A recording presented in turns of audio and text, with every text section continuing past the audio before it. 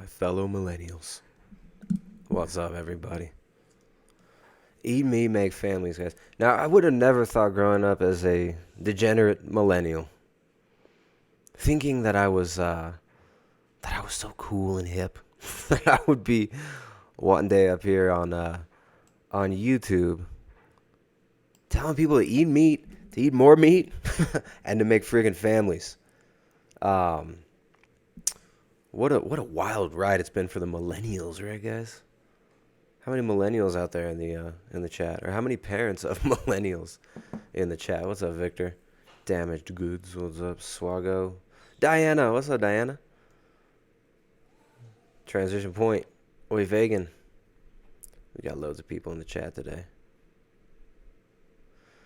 All right. So,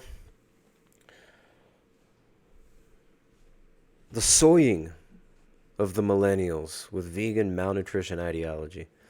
That's what we're talking about today. And then this dude, Bart K, is coming on the second hour. He's got a YouTube channel. Bart K.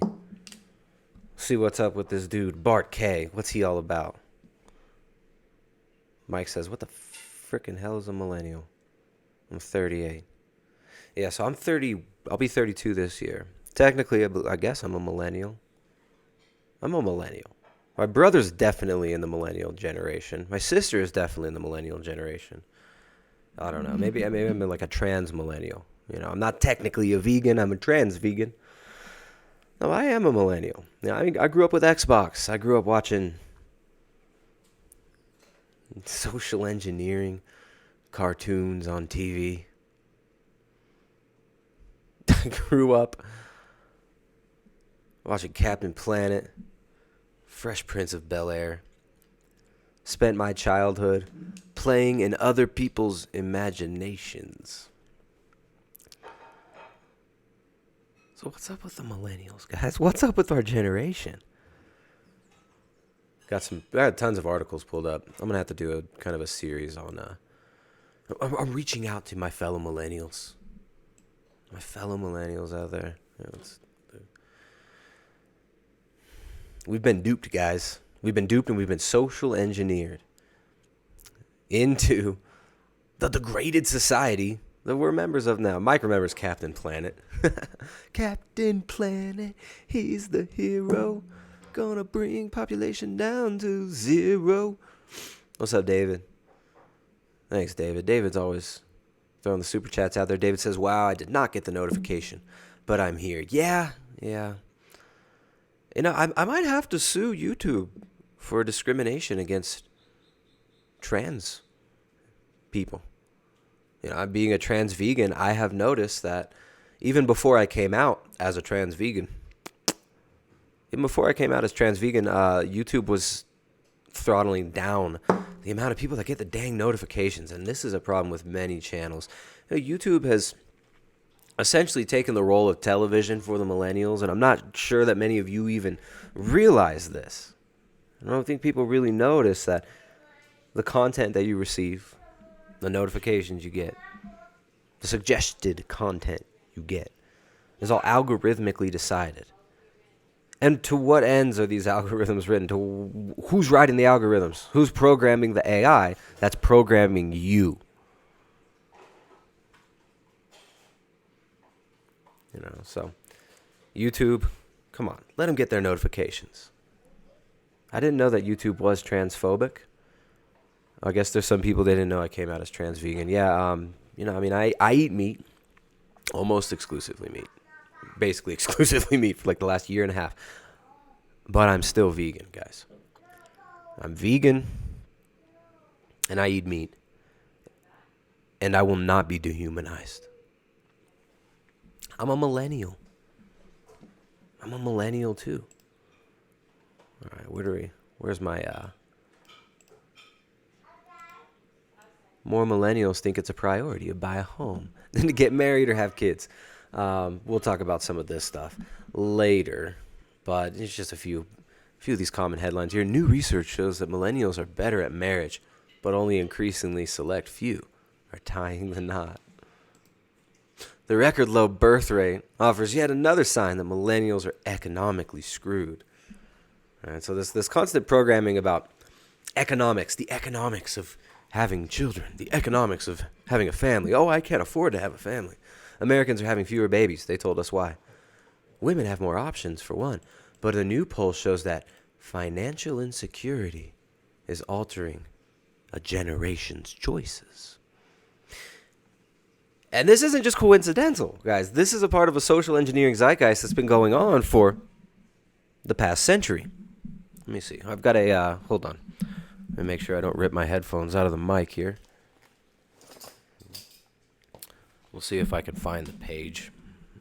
So, Americans are having fewer babies. They told us why. Women have more options, for one, but a new poll shows that financial insecurity is altering a generation's choices. So, not only are you being fed a whole bunch of really, really awful, soyed up food, not only are you being fed a whole bunch of awful propaganda through the television, the entire education system has been weaponized against your fertility as well. Oh, that guy, Tristan, he says eat meat, make families. That's so bad for the environment. Humans bad, guys. Humans are bad. I watch TV. I hang out on the Twitter. I see the verified accounts telling us people bad, babies bad. What is this Tristan guy talking about? He must be one of those conspiracy theorists saying that big government, big media, big agriculture doesn't want us to breed, that they don't want us to have children. That's crazy talk. All right, so the New York Times, Americans are having fewer babies. They told us why. Now remember, these are not headlines written about reality. These are taglines, these are bylines, these are headlines written to shape your reality. Yes, to a certain extent, they have to reflect the environment around you to be actually accepted, right? For the propaganda to actually enter into your mind, into your subconscious, and program you, it's got to have some connection with reality, because people are intelligent, right? People aren't just idiots. That's why it takes highly advanced techniques to really drill this into your consciousness, and it's a generational approach. It's a generational approach to social engineering. This is a multi-generational approach that's being taken. Financial insecurity is altering a generation's choices. So your perception of financial insecurity, which is based in what? The market, right? The market. Now, you guys know who Thomas Malthus was? Sir Thomas Malthus.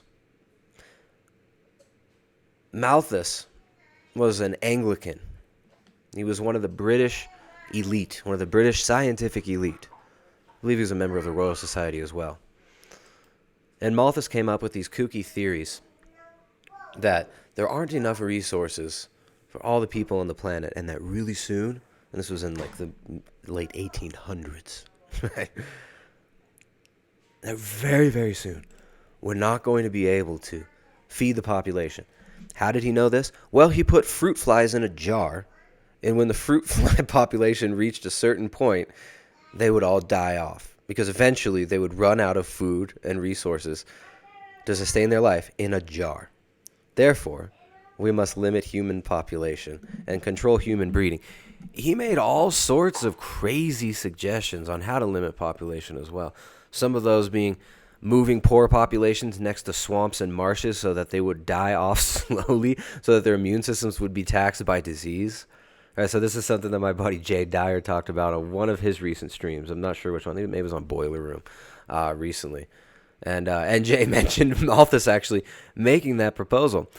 And these aren't even the kookiest ideas that are coming out of some of these sick psychopaths that are telling you not to breed, right? Telling you that it's not okay to have children, that it's bad, because there's not enough resources, because the fruit flies couldn't live in the jar for very long, guys. Those fruit flies couldn't live in that jar very long. So,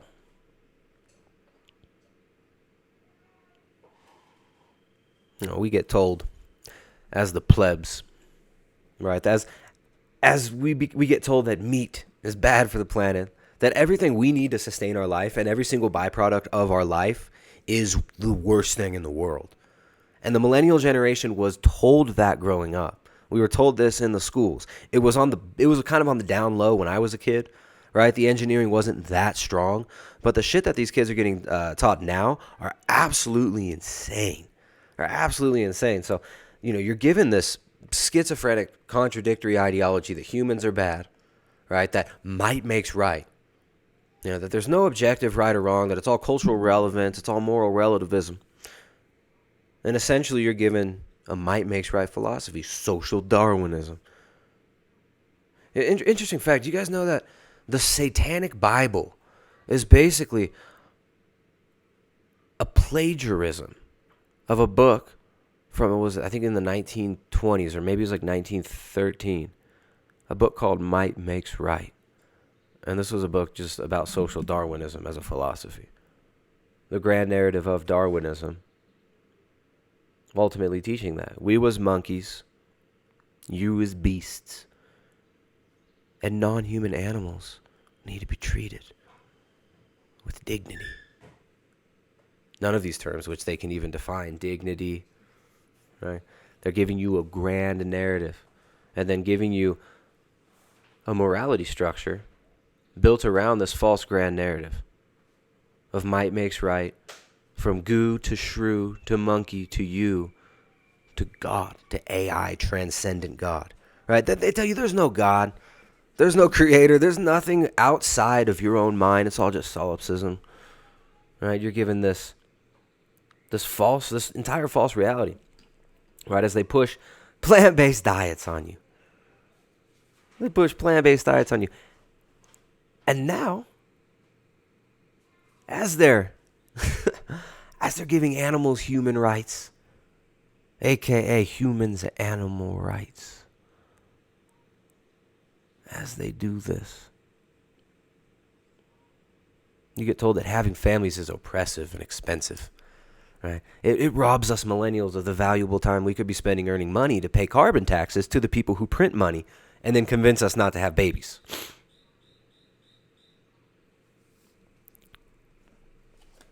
Jacob knows about Anton LaVey. So all you dummies out there promoting vampirism, thinking it's all cute, promoting satanic philosophy, might makes right, you're promoting the same philosophy, the exact same philosophy that the system wants you to promote. You're pushing their ideology. You're vindicating it. And you think you're rebelling by promoting this degeneracy, by promoting vampirism, by promoting moral relativism. You're falling right into the trap. So anyways, guys, Ecoscience, Population, Resources, Environment by Paul Ehrlich. Paul Ehrlich was the Chicken Little of the 70s. He was Al Gore version. It was the beta test Al Gore. This is a textbook. It was published in, was it 1979? This book used to be really expensive. You can find some cheaper used copies now. Ecoscience. It's a big, thick tome, big textbook.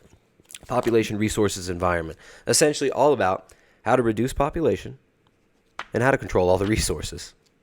And how to completely control the entire terrain of the environment. So many of the suggestions in here, that essentially it's about census of all life, right? Census of all life on this planet. And there's an entire section on methods to reduce the human population. And the methods that are actually suggested by Paul Ehrlich. Paul Ehrlich, this is not just some kook, right? Paul Ehrlich is one of the major proponents of depopulation since the 1970s. He would be on all the popular talk shows, all the radio shows, and the late night TV shows, Johnny Carson stuff. Paul Ehrlich would come on and talk about the population bomb. The population bomb. Right? The assault on the planet by all these nasty humans having nasty human babies. Bad, naughty human babies. So this is Paul Ehrlich. Also, John P. Holdren. He was Obama's White House science czar back in 2008. And in this book, they openly write about putting sterilants in the water to reduce fertility rates. They openly talk about having forced sterilization of the populace and then having permits granted to people by governments to have babies. Now, we already see this being introduced in China. Google, highly tied in. Google and, YouTube, owned by Google. Also, they own 23andMe. Same people. 23andMe, doing genetic testing for the trendy YouTubers. So the population policies chapter starts out with a quote from Mao. Let's see if I can get it on the camera there. Quote from Mao. Of all things, people are the most precious.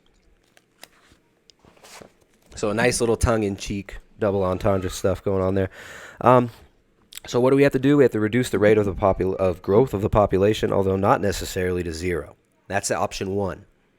Option 2, stabilize the rise of the population. That is to achieve a zero rate of growth. Let's stop the growth of the population, right? Number 3, achieve a negative rate of growth in order to reduce the size of the population. Any set of programs that is to be successful in alleviating the set of problems described in the foregoing chapters must include measures to control the growth of the human population. The potential goals of such measures in order of possible achievement are: 1, reduce the rate of the growth of population, although not necessarily to zero. 2, stabilize the size of the population. That is, achieve a zero rate of growth. Number 3, achieve a negative rate of growth in order to reduce the size of the population. So number 1's the easiest. Number 2, a little bit harder. Number 3, it's a little bit harder. Negative growth. How do you achieve a negative growth of population? Well, like Ben Goertzel said on the Joe Rogan podcast, it's all just arrangements of molecules, man. It's all just arrangements of molecules. People are just arrangements of molecules. There's no God, man, but we're going to make a God. We're going to make an AI God and worship it, man. All right. So, there's much less agreement as to how far and how fast population limitation should proceed. Acceptance of the first goal listed above requires only that one recognize the obvious adverse consequences of rapid population growth. For example, dilution of economic progress in less developed countries and aggravation of environmental and social problems in both developed and less developed countries. Economists and demographers, many of whom will not accept the third goal at all and ascribe no urgency to the second, generally do espouse the first one. So the third one's hard. People don't want to kill everybody. It's really hard to get people to admit that they want to kill everybody publicly. Although these people do it in textbooks. Negative population growth. So many birth control practices have been recorded throughout history. Institutionalized infanticide in the 18th century. It's pretty, they highlighted that. They even gave it a bold box to talk about the, how infanticide. Kill babies. Institutionalized infanticide.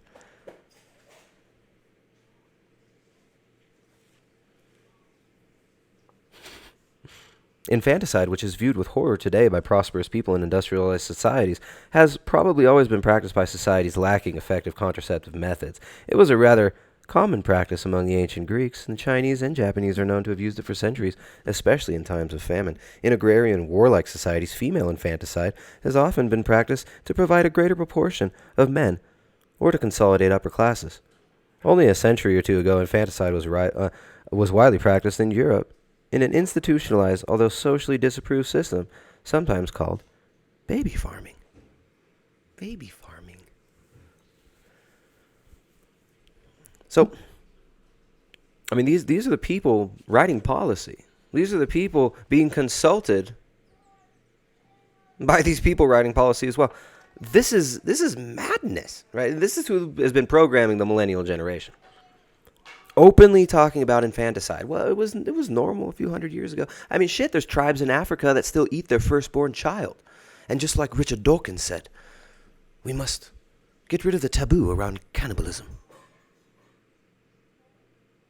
This old taboo by all these religious nutcases about cannibalism and drinking human blood. Drinking adrenalized human baby blood. These people are sick. All right, this is who's programming the millennials. Not to have children, not to have baby, and eat soy. Eat soy, guys. Meat is bad. Soy is good. Make your soy faces. Hi. Hi.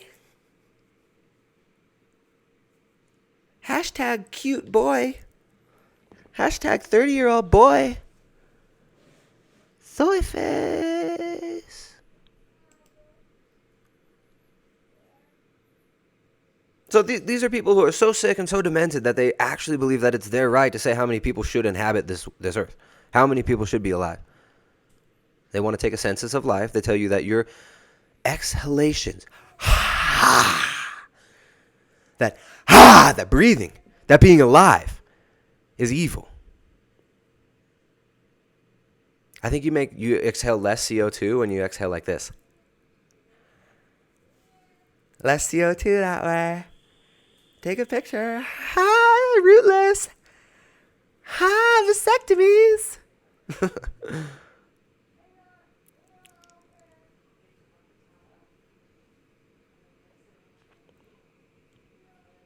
So, what I was trying to find is how they actually talk about economic stress being a way to reduce population growth. The growth of the women's liberation movement in the U.S. since 1965 has almost certainly been another important influence on attitudes and thus on birth rates. Through its emphasis on opportunities for women, opportunities for women to go work for another woman's man. Oh, they didn't put that part in. I added that part in, you guys. The growth of the women's liberation movement in the U.S. since 1965 has almost certainly been another important influence on attitudes, through its emphasis on opportunities for women to fulfill themselves in roles other than womanhood. Roles other than, motherhood, rather. That was a Freudian slip.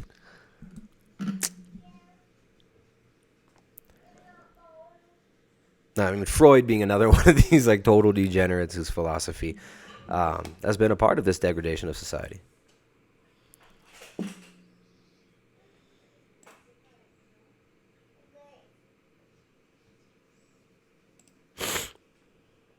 So,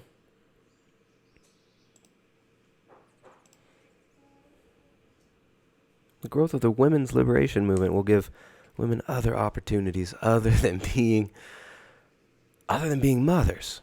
Other opportunities like working for Facebook, or working for Netflix, or working for Google, or working some other job in Silicon Valley.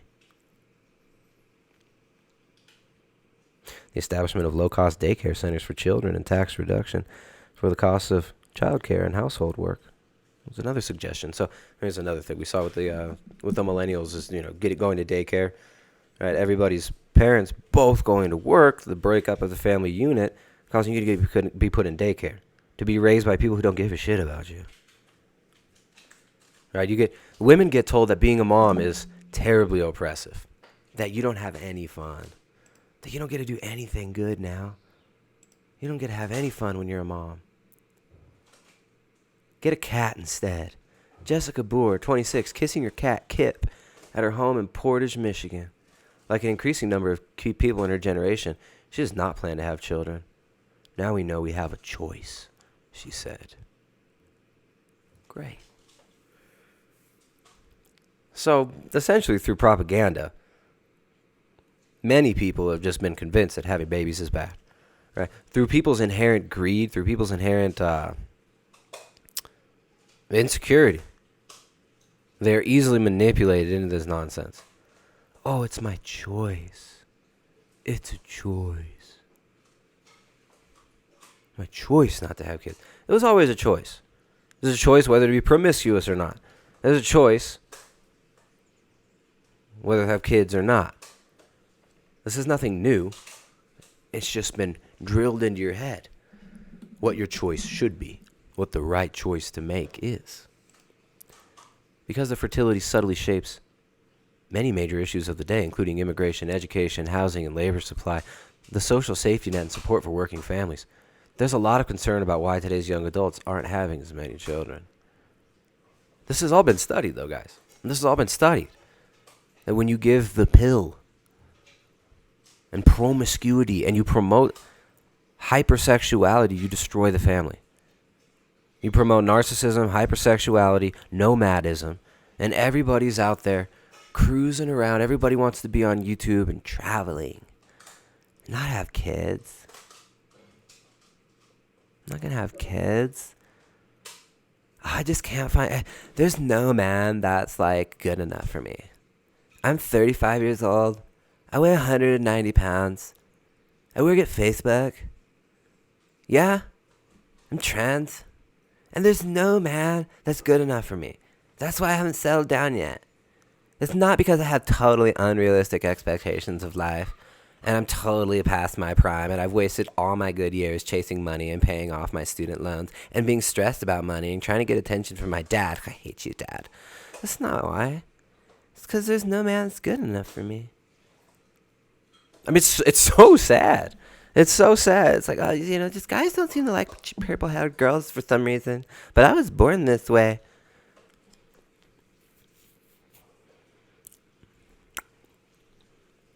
No, and then the male options that they have are just a bunch of soy boys who will stand up for nothing, including themselves and their own families.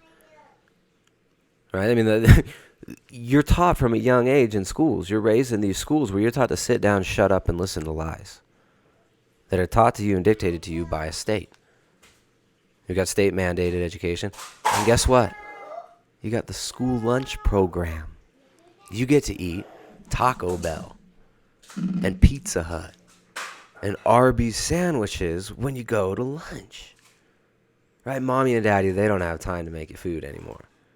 You're not going to make your own food.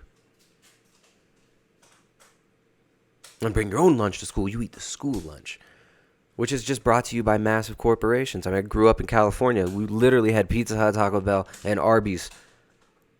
And like Hostess things that you could get the lady to microwave for you. Like I would get I would have microwaved honey buns. And just the shittiest pizza you could ever imagine. There was no meat.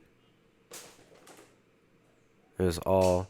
Well, the Arby's sandwiches had meat and cheese. It's just terrible.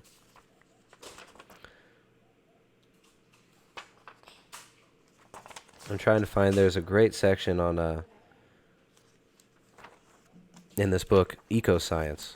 There's a great passage on economic instability and depressions as a way to keep people from having babies and decrease population. So economic insecurity. Economic insecurity, a major tool for decreasing population growth. And the New York Times knows this. This has been studied. Humans' reaction to different stimulus in different environments has been studied like lab rats. The behaviorist sciences, the so-called science of behaviorism, which assumes that there's no soul, there's no rational mind, there's no reason to even believe that people have thoughts. There are only reactions to external stimulus. And that's how these people see you, like lab rats. And that's how they've treated the millennials. They've given us school. They've given you public education. They've given you public education food. You've been freaking eating Disney food since you're children. We've been fed lies. We've been fed false reality. And we've been fed fake food. You've been fed pharmaceutical drugs as the solution to this. And then you get fed false countercultures in rebellion to this, like veganism. False countercultures. Like sex, drugs, and rock and roll was given to the boomers. The program is more advanced in the millennials. You still have sex, drugs, and rock and roll. You had Britney Spears also. You had the hypersexualization of a generation, just like they did to the baby boomers. Except it's more advanced. And people will accept more degeneration. Because it's been that much longer that we've been programmed to think that it's normal to be watching pornography 24 hours a day. That we believe it's normal for young girls to be sexualized and children to be sexualized on Disney television shows and then turned into prostitutes, like Miley Cyrus. these poor abused children, or dudes like Terry Richardson, are out there preying on these little girls openly and being applauded for it. And then you get false countercultures. How are you going to rebel? Oh, don't go take the drugs. Don't go do a bunch of Molly and Coke, you guys. Don't do it. Here's billions of dollars of propaganda selling you Molly and Coke through rap music. But don't go do the drugs, because then you might end up in the private prisons. Right? You go to the university. What's the counterculture? It's the drugs again.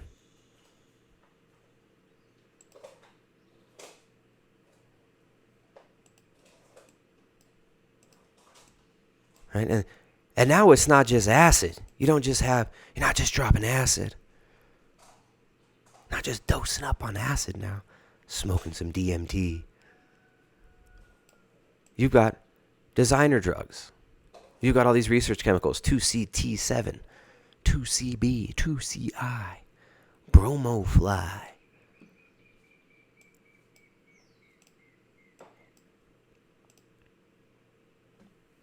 Or you have veganism, right? Rebel by doing exactly what Fortune 500, Fortune 100 companies want you to do, by buying into a consumer ideology, by creating a consumer out of you, by creating a whole consumer generation. The entire millennial generation is easily divided up into little sects that can just be marketed to. Using advanced AI systems, watching the flow of language and your behavior online, because remember, they believe in behaviors and the people that are programming this AI.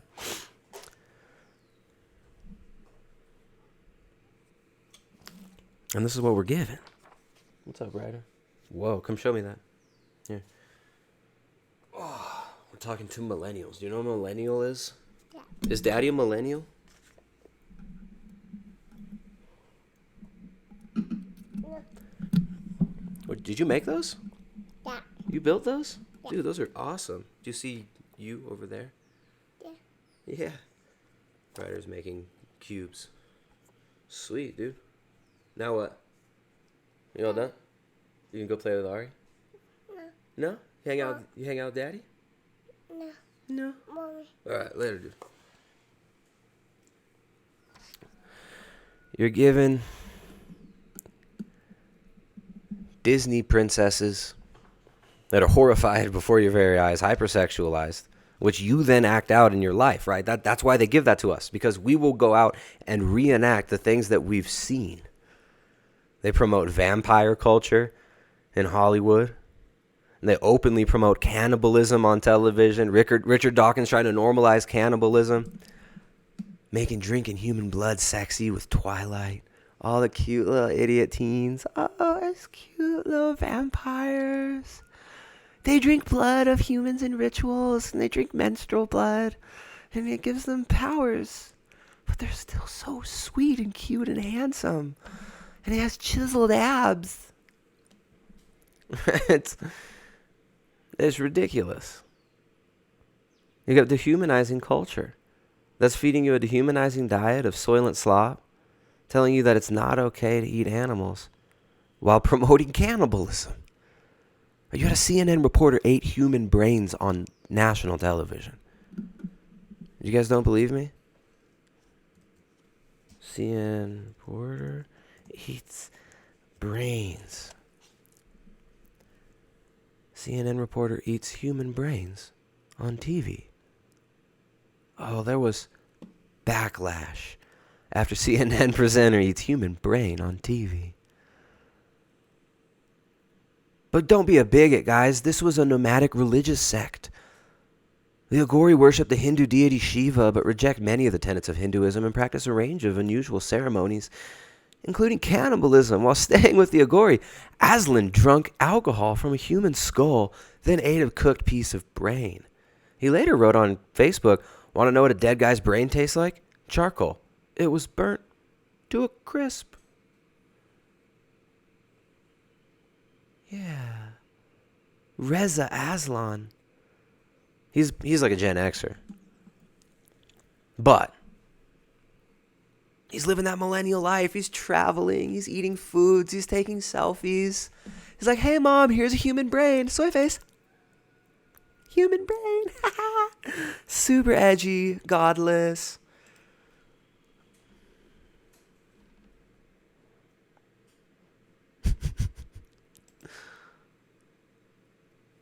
But this is real. Like, this people are really, they're promoting this. But having babies is bad, right? Eat that soy. Don't have kids. Buy into the soy. Buy into soy culture.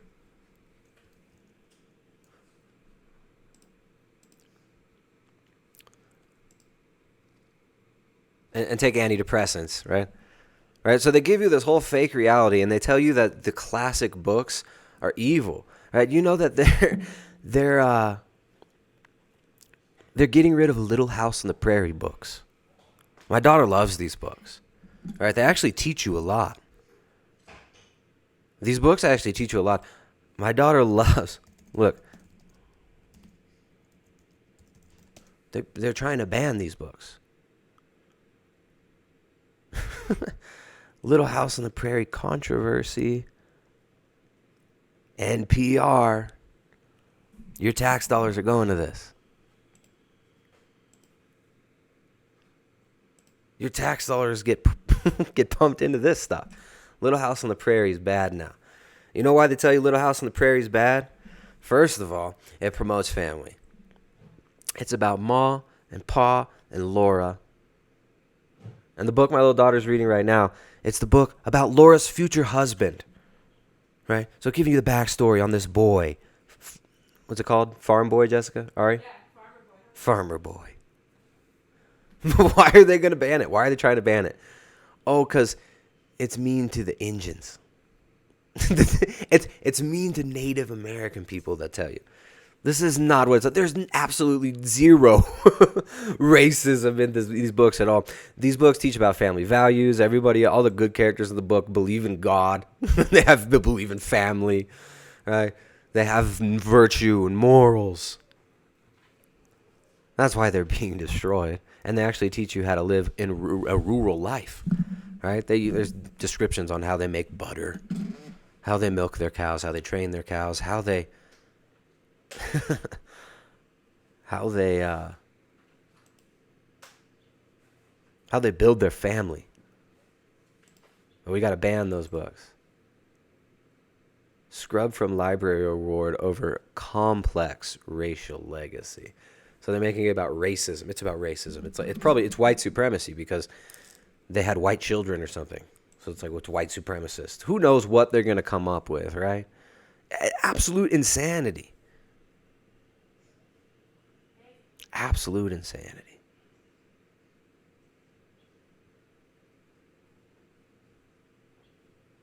So this is what you get programmed with. And you get the fake counterculture when you rebel against this to drag you right back into the system, right? You listen to the rap music. It tells you to buy drugs. You go to music festivals that are run by military intelligence, like Burning Man in the Black Rock Desert, on government land, on actual military land. That's where Burning Man is. Started by a bunch of people who have military intelligence contacts. Military intelligence backgrounds, rather.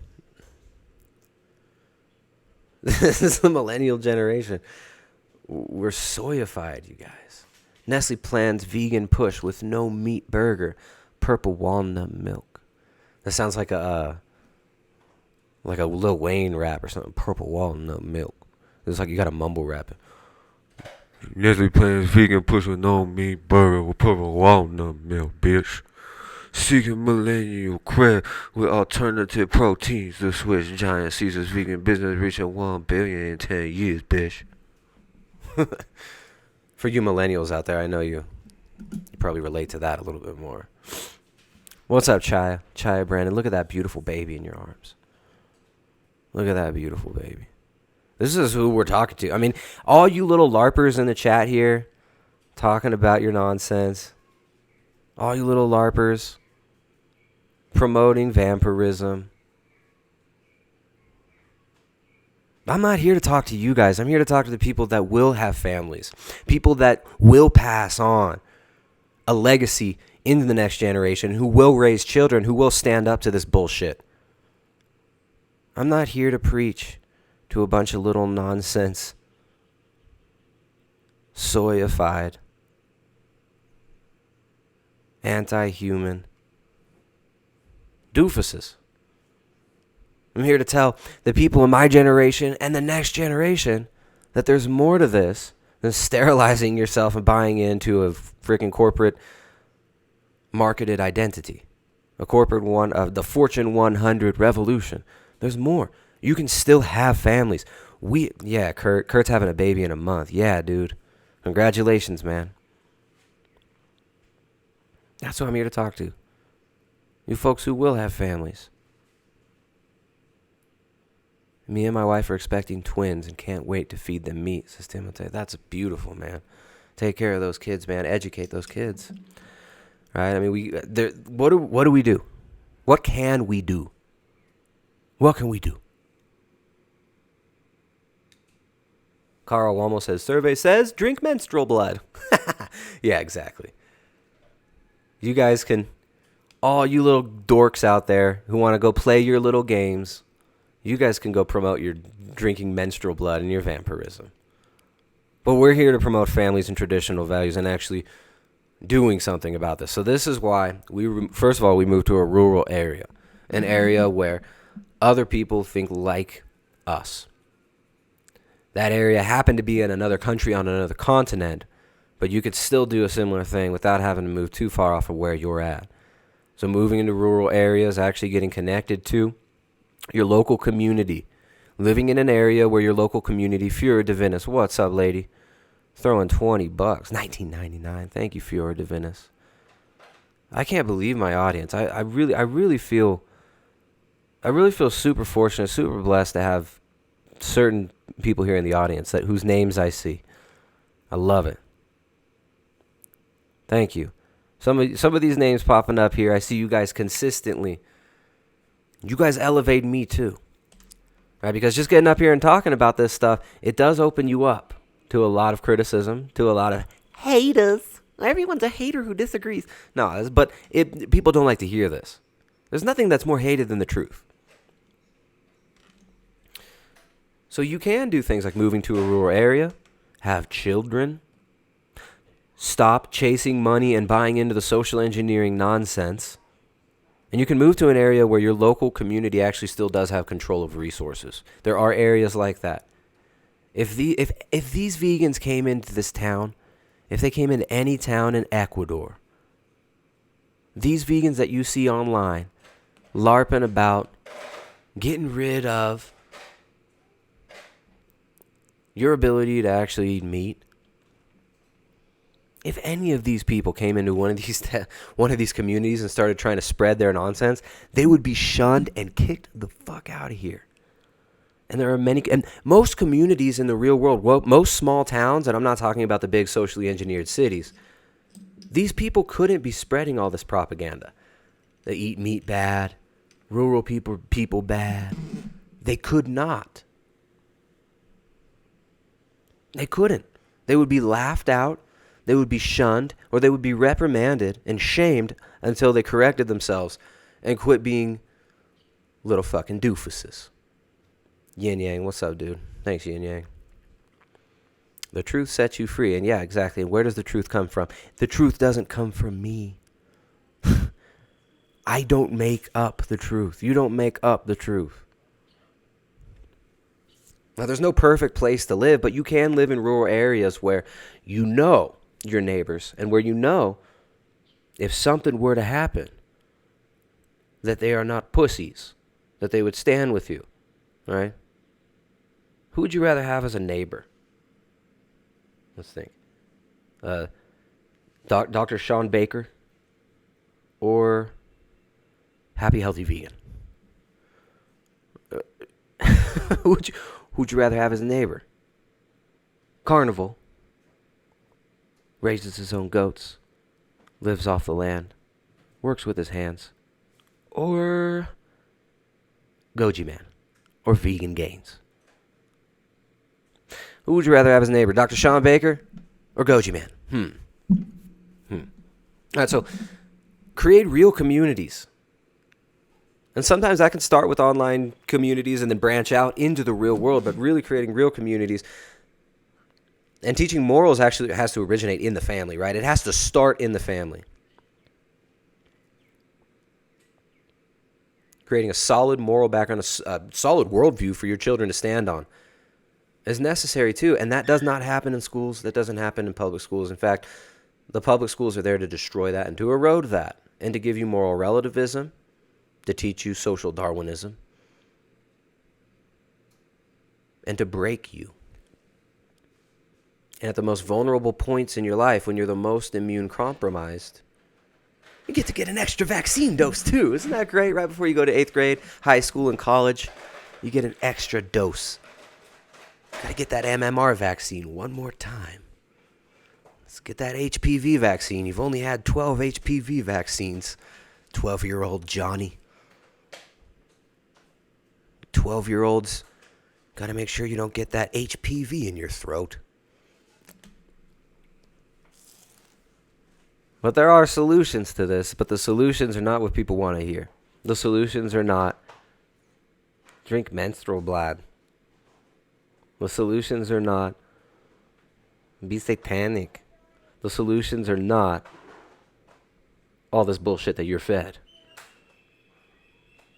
And I wish more people in my generation would see this and would actually take this seriously.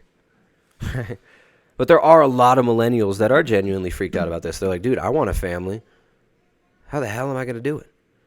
All right, I mean, the actual pool of selection for a mate is totally screwed up for a lot of these young boys and young men. And they're given like MGTOW, men going their own way. They're given drugs. They're given neo-pagan revival, like the V word. Be pagan. Try to learn about the tradition of your own ancestors. They were not delusional. They were living with the nature and not in some fantasy. Just LARPers. LARPing. You're given all this empty bullshit instead of the truth. But that's what people want. People buy into the bullshit. People want the easy, dumb answer. Gassy Gregor's here. Gassy Gregor says, I have to get my septic punk for the 5th time this year already. Sorry, Gassy Gregor. But, dropping the promiscuity, dropping the bullshit, making families, getting connected to your food supply, networking with like-minded people. What's up, David? How's it going, dude? No, Gassy Gregor, don't clean that colon. Cleaning your colon will not get you there. Worshipping Odin will not get you guys there. I'm sorry. Race idolatry will not get you there either, guys. I'm sorry. All right. So, big money soying up the millennials. Nestle plans vegan push with no meat burger. Purple walnut milk. Seeking millennial cred with alternative proteins. The Swiss giant sees its vegan business reaching $1 billion within 10 years. Nestle is older than the millennials. Nestle is not following the trends of the millennials. Nestle is part of the Fortune 100 gang that sets the trends for the millennials, that tells you what's real, that tells you what to eat, that tells you what is food, that tells you what is acceptable behavior, that tells you how to speak, tells you how to act, tells you how to associate, and tells you what it is to be normal and human. That's what they're doing. They're not following the millennial trends. They're making the millennial trends. They're telling you what's trendy. They're telling you what's real. Where'd my picture go?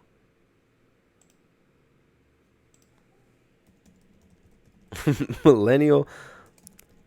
All right, I'm gonna call up Bart. There you go. It's 1 o'clock. I'm gonna call up Bart in a couple minutes. We got to see the millennial monopoly picture right now. Millennial monopoly. So check out the new Monopoly. The new Monopoly version.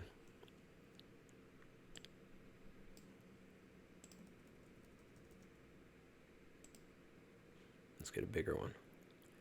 Monopoly for millennials.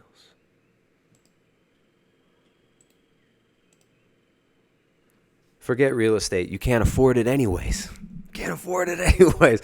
This is social engineering. This is not just poking fun at the millennials. This is telling the millennials this is how it is. This is how it is, folks. This is what is real, folks. Monopoly for millennials. Forget real estate. You can't afford it anyways. Bike lane. Look, you can get a bike piece, or an emoji piece, or sunglasses, or a hashtag, or an Instagram logo camera.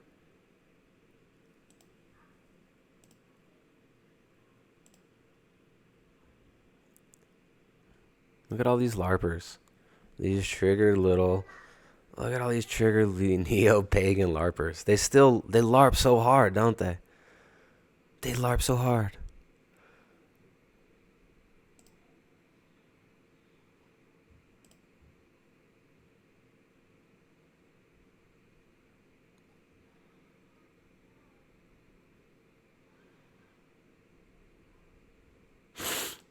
So, Monopoly for millennials. Look, no cows, no animal husbandry, no rural people, no cows.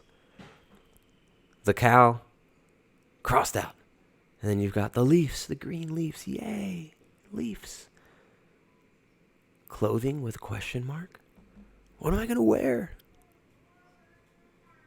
What am I going to wear? Forget real estate. You can't afford it anyways. That's, bro. How funny is that?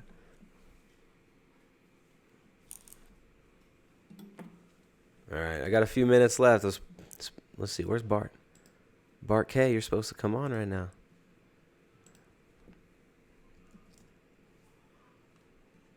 He's not online. We'll see if Bart comes. So, anyways, the millennial generation. I mean, it's like we've been duped, you guys. We've been really, really duped. Millennials are driving the worldwide shift away from meat, says Forbes. Look at this shit. What they tell you? Millennials are shaking up industries everywhere. Just ask the meat industry, which is seeing its customers increasingly turn towards plant-based alternatives at a blistering pace. Chuck Jolly, president of the Meat Hall of Fame, said plant-based meat substitutes are one of the 6 great challenges to agriculture in 2018.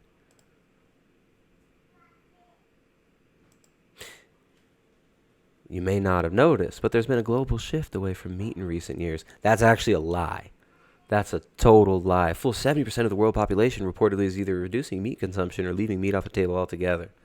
This is from a report at Global Data, a leading data and analytics company that works with 4,000 of the world's largest companies. So it's all about data.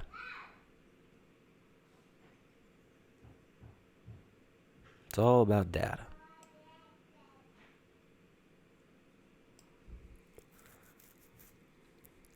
The viewer, it says, paganism is about not about worshiping some god's nature or anything. It's about tradition, making babies, and being natural slash human. I'm not speaking about LARPers, modern edgy people. Paganism is the rejection of truth. Paganism is a rejection of God. All these neo-pagan revivals, you don't even know what your ancestors worshipped, because it was so weak and untrue that it fell away. But we're done talking about the neo-pagan stuff. It's all right. You guys can LARP onto that. There's other channels that will happily stroke your ego on that. Fiona Dyer, consumer analyst at Global Data, comments, the shift towards plant-based foods is being driven by millennials who are most likely to consider the food source, animal welfare issues, and environmental impacts when making their purchasing decisions. You're taught this in school. You're taught this in school. Google and countries such as China are backing the movement to eat more plants. Google and China. Google and China.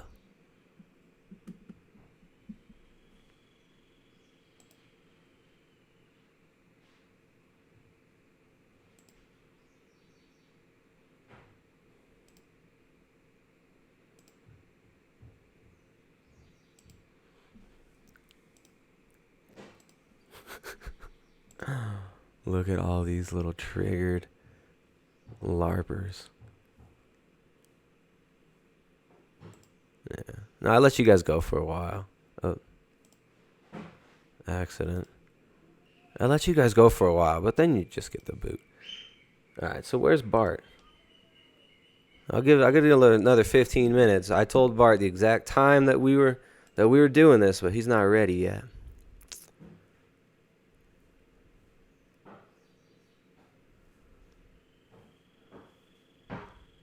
Yeah, exactly. The little satanic NPCs are here. You guys know where to go to find your content. Go drink menstrual blood somewhere else.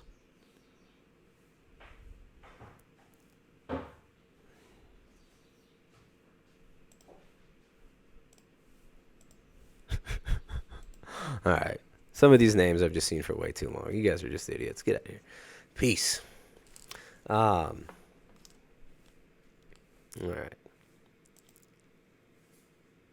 Established meat-free companies are reaping the benefits from the rise of flexitarianism. In 2017, the growth of meat-free diets was attributed as the main reason for sales growth at UK-based food company Quorn Foods, Quorn. The company, which makes foods such as burgers and sausages out of mushrooms, reported a 19% rise in sales in the first half of 2017. So this is the data that they're using. Well, Quorn, soy-based fake meat, is making more sales. These companies have millions, billions of dollars in marketing at their disposal. And these people are telling, look at that. Young consumers are demanding food that is good for their health. And it shows a bunch of like yoga and millennials taking a selfie for some Shutter. What is that? What is it called? Shutterstock. Some like Shutterstock photos. The soyists. The Soying. This would explain the 600% increase in people identifying as vegan in the U.S. in the last 3 years from global data. Even Walmart, the world's largest retailer, is asking its supplier to offer more plant-based products. What a surprise, guys. It's a Walmart revolution, y'all. Plant-based foods are trending. Supermarket news. What a surprise. Walmart.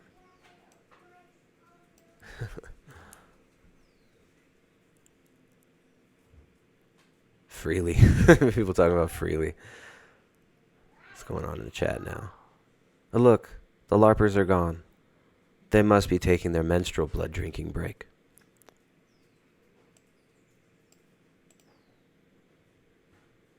Just as dumb as the soy. Just another layer of the soy. Yeah, the plant-based foods are trending for Walmart. So yeah, Forbes basically telling you that millennials believe this. And why do millennials believe this? Well, because Forbes says they do. Let us tell you what's trendy. Let us tell you what's acceptable. And let us hope you believe it and buy into it. Let me see if millennials are driving the worldwide shift away from meat. A single cow burps 600 liters of methane every day. Yep. How eating local and cutting out beef can help save our planet. Save our planet by cutting out beef. It says BBC News UK. So just total grassroots revolution coming from The Guardian. Why eating less meat is the best thing you can do for the planet in 2019. What a revolution. What a revolution.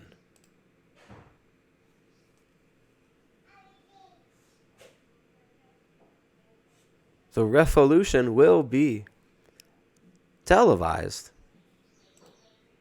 And you will be told it's a real revolution.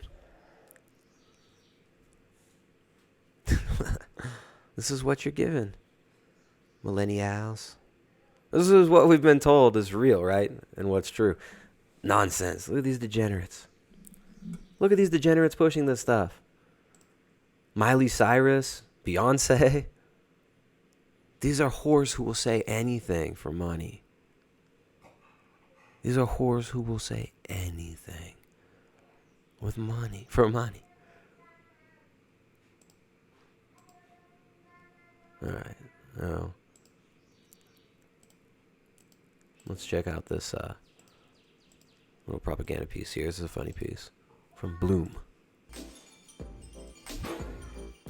to tell you to picture a vegan, you might think of a guy wearing sandals and socks, a tie-dye t-shirt with a peace sign, unwashed straggly hair, and smelling vaguely of marijuana. That's because for years these animal-loving humans have been ridiculed and stereotyped as pretentious hippies. But now it seems the tables have turned as vast swathes. So the little bubble on the left pops up, ew, and then on the right says, I like him. So now you're supposed to like these people. Ooh. Vegans are not just hippies. Are opting for a meat and dairy-free diet. But what would happen if we were all vegan? Would cows explode if we didn't milk them? Where do vegans get their protein from? Don't they miss bacon? I thought bacon was good for me. Okay, whew. I think I need to start from the beginning. My name's Libby and I love talking. And that's Brogan. She loves drawing. Together we're going to mime up the smashed avocado out of the rise of vegan millennials. Some of you might be a vegan, some of you might know a vegan, some of you might turn vegan after this video, but what exactly does it mean? Well, the vegan... So that's just propagandizing. Some of you might turn vegan after this video. And it's always with the British accent. It's like the millennials believe that if something is said with a British accent, that somebody must be intelligent. Why is that? Is it because they grew up on MTV, so everybody had like the California accent? Everybody talk like this, dude, nasally up in their throat and shit, dude. They all talk like a bunch of little queers from California, dude. So if you just speak with a British accent, they will believe that you're telling the truth. Like Sir David Attenborough. Society defines veganism as a way of Richard living which Attenborough. seeks to exclude, as far as is possible and practical, all forms of exploitation of and cruelty to animals for food, clothing, or any other purpose. There are many different categories of veganism, and people have lots of reasons for opting to take on the plant-based diet. Some of the most prominent categories are dietary vegans. Also known as strict vegetarians, this lot refrain from consuming all animal products. Not only meat, but also eggs, dairy products, and other animal-derived substances. Here's how to be a vegan with clever, cute little cartoons and a British accent. Or like Mary Poppins, bringing you tidings of joy and veganism and soy boyism. Ethical vegans. Ethical These ones vegans. not only follow a vegan diet, but also extend their philosophy into other areas of their lives. And Ethical vegans. She's about to draw some dude with short shorts and a belly oppose shirt. the use of animals for any other purpose. No leather hot pants for this lot. No penis for this one. Completely mentally castrated and ideologically blinded. Let's cross out the cock on this one. Leather hot pants for this lot. Environmental vegans. These eco-friendly warriors avoid animal products on the premise that the harvesting or industrial Environmental vegans. These warriors of the Fortune 100 are out there being the Red Guard, Maoists for the global revolution, helping to depopulate all of the rural areas and tell you what you're allowed to eat.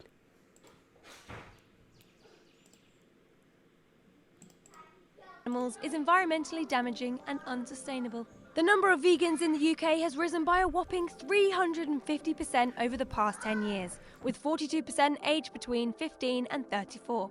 But what exactly is driving the tofu trend? And why are millennials at the forefront of it? Well, there's loads of reasons why young people choose to go vegan. The health Here's why you should choose to go vegan. Look at this soy-licious hairdo. benefits are very appealing. Look, you can be totally androgynous and grow breasts as a man. Advocates of plant-based eating say vegans typically have lower levels of cholesterol and blood pressure and reduced risk of death from heart disease and cancer. Also, their Just levels of Brogan. toxic masculinity greatly decrease due to the decrease in testosterone. They're also much more likely not to have children. So the people who funded this expensive video approve. Of course, it's important to note that vegans have to pay special attention to their diets to avoid specific nutrient deficiencies. To avoid the potato-shaped midsection that every vegan we've drawn so far has, that you're so used to seeing. But the good news is there's little risk of deficiency in a well-planned vegan diet. The ethics and environmental impact is a biggie for lots of meat eaters turned vegans. Lots of meat eaters turned vegans who live in London, San Francisco, and who've never been to a rural area and think that people who live in rural areas are inbred idiots think that they're doing something for the environment, even though these people have never produced their own food, have never touched an animal, except for their cat, who is their best and only friend. Just watch one of those videos that circulates online about the mistreatment of animals in the meat industry, and it'll no doubt make you rethink your meat-eating habits. In fact, one of these videos actually stopped Rogan from eating meat. Aside from the animal welfare aspect, animal agriculture as a whole is an extremely inefficient and resource-intensive way to produce food for the growing human population. Young vegan millennials get this, understand this, and are being proactive about it. So they always got to bring it back to the Malthusian proposal, right? Not enough resources. There's not enough resources, love. We got to start killing off the elderly. We got to stop killing off the young ones. There are too many people breeding.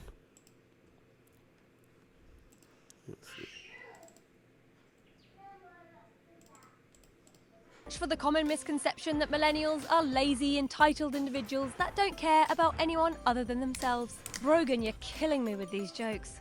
Social media also plays a huge role in the rise of millennial veganism. Vegan hashtags and Instagram accounts promoting healthy lifestyles are crazy popular. And has anybody here ever wondered if some of these vegan Instagram accounts are literally run through troll farms?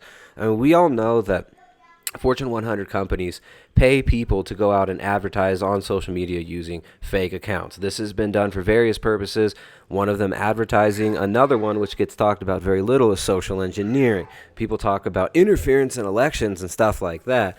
But, I mean, Peter Thiel, if you're a guy like Peter Thiel, who was involved in In-Q-Tel, which was one of the first angel investors, he was one of the first angel investors in Facebook. And he actually worked for In-Q-Tel a long time, which is the CIA's investment company, this investment banking branch of the Central Intelligence Agency, In-Q-Tel. Now, people like Peter Thiel have access to such incredible amounts of resources and the ability to manipulate opinion and speech through online platforms like Twitter, not just because they've got money and they can pay people to say shit, but you can literally have AI run or just farmed accounts, right? You've got thousands of accounts that you have out there spamming certain worldviews, arguing with people online. You have different people doing different shifts using these profiles. I mean, this has been admitted. This has been out in the open that people and companies have been doing this for a long time. But, you know, sometimes you see some of these interactions on Twitter. Like if I go to my Twitter notifications, there's probably like 100 notifications from these crazy, like Vegan Rue, this guy Andrew. There are people who have been responding to Twitter threads at like 100 tweets per day for the last 3 days. And I almost think that some of these people are not even people. I'm starting to think a lot of these are just like straight up troll bots. Like how is this guy tweeting every 5 minutes all day long for like 24 hours a day about the same topics over and over again, right? And if this isn't AI like directly interfacing, it's just a human that's essentially taken over ideologically and programmed through this AI anyways. It's just strange times. Yeah, it looks like Bart misunderstood. I'll take Bart's name out of the title here. He misunderstood what time we had scheduled for, so we're going to have to reschedule with Bart because he thinks he's coming on here in 2 hours, apparently. It's 12 EST, Bart. Sorry, bud. Let's see. Just change the name so people don't get confused. I'll have Bart on another time.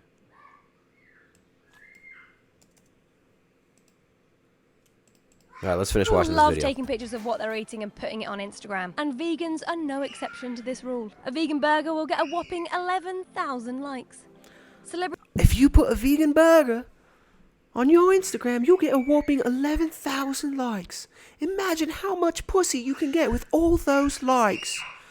Imagine how much dopamine you're going to feel when you get 11,000 likes. Celebrities are apparently another big swayer for the meat-eating millennial. Many people have said that there's a strong link between the rise in young vegans to the diet's growing popularity among celebrities. Ellen DeGeneres, who's not even a vegan anymore. Of course, Ellen DeGeneres, Woody not Miley Cyrus. Harrelson, That's and Ariana Grande are just a Ariana few Grande. This other little dweeb. And then, was that Woody Harrelson? celebs passing up a steak for a sweet potato chili. So what does the future hold for veganism? Will vegans take over the world? Probably not. However, research suggests that by 2054, meat alternatives could claim up to a third of the protein market. That's What protein market? Why is there a globe with one person holding? This is, at least they admit what it's actually all about. Singular control over all resources on Earth. extremely significant, and this shift towards a preference for meat alternatives is already happening around the globe. Take Berlin, for example. The German capital is said to be the vegan hub of Europe, with around 80,000 vegans.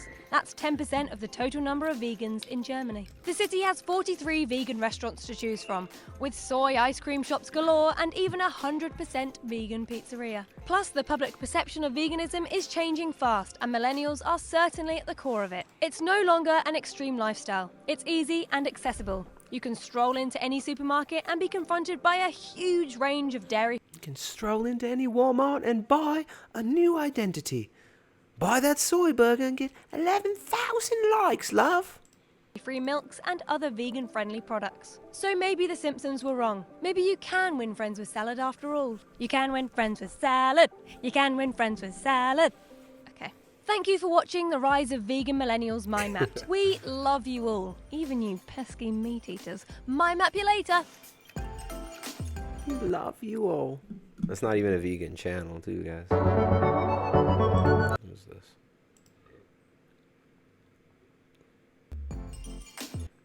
It's on autoplay? No.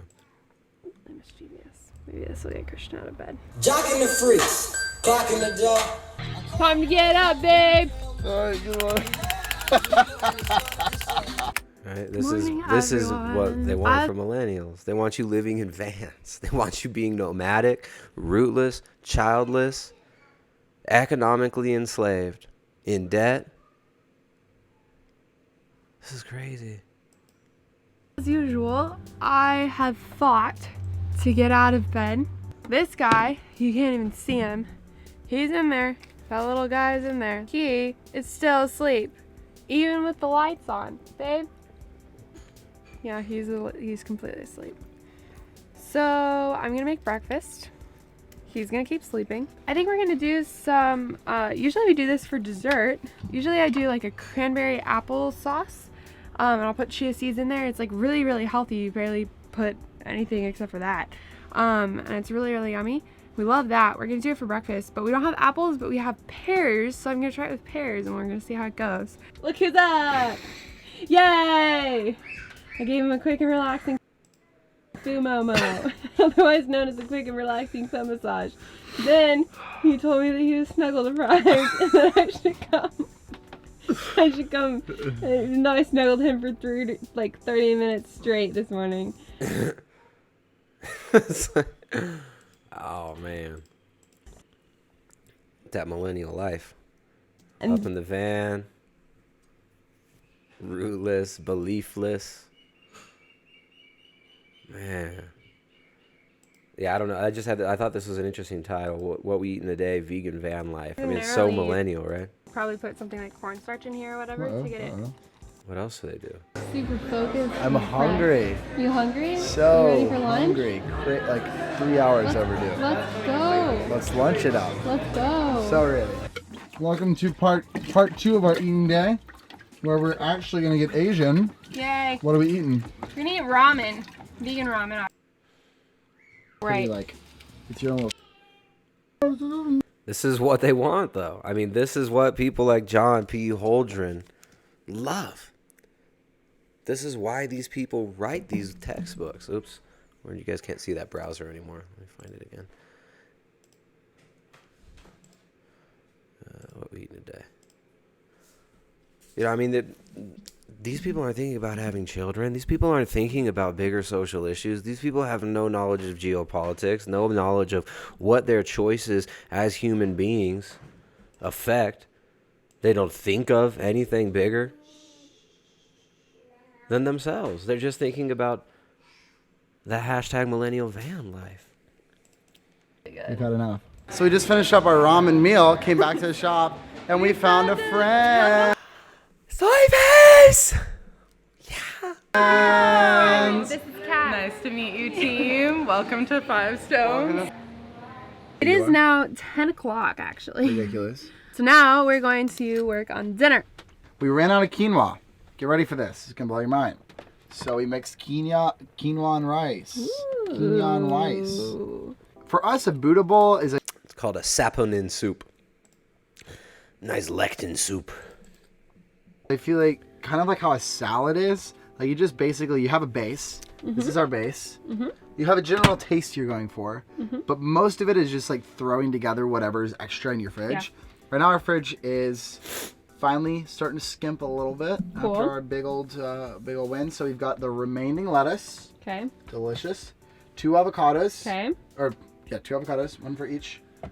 Tiny bit of these, kind of a pico type thing going on. We've got a big old lime. Very Yeah, I don't... Wall Street Journal.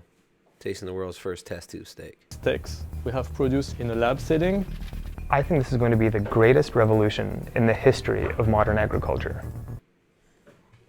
The greatest revolution in the history of modern agriculture. This is true. This is what these people are proposing is the greatest revolution in the history of modern agriculture. These people want to completely remove your connection to any agriculture and totally deify global agribusiness. It's crazy. Meat at the cellular level. To, for all intents and purposes, have our bacon and eat it too. Because it's not sustainable for us to have a couple of goats, have some cows. It's cruel and unsustainable, and it's bad for us to slaughter our own animals that we raise on our own land. But this is sustainable. There's a technology that exists that allows us to, for all intents and purposes, have our bacon and eat it too, without any pigs being harmed. Cultured meat, lab-grown meat, clean meat, whatever you want to call it, is identical to conventional meat at the cellular level. I don't want to use too much of it because I get demonetized. How could veganism change the world? The Economist.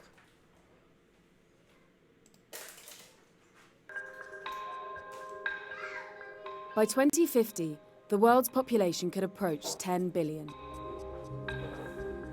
And around 60% more food could be needed to feed everyone. The environmental Always starting out with the Malthusian stuff.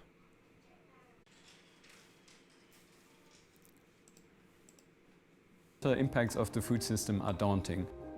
It's responsible for about a quarter of all greenhouse gas emissions.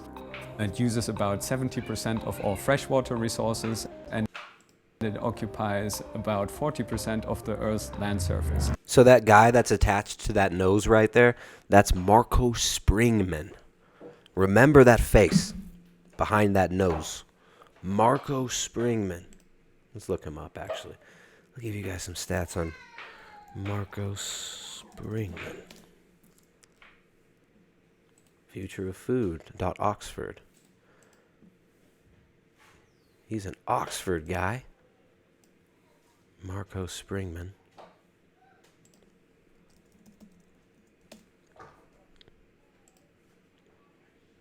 Does he even have a Wikipedia page?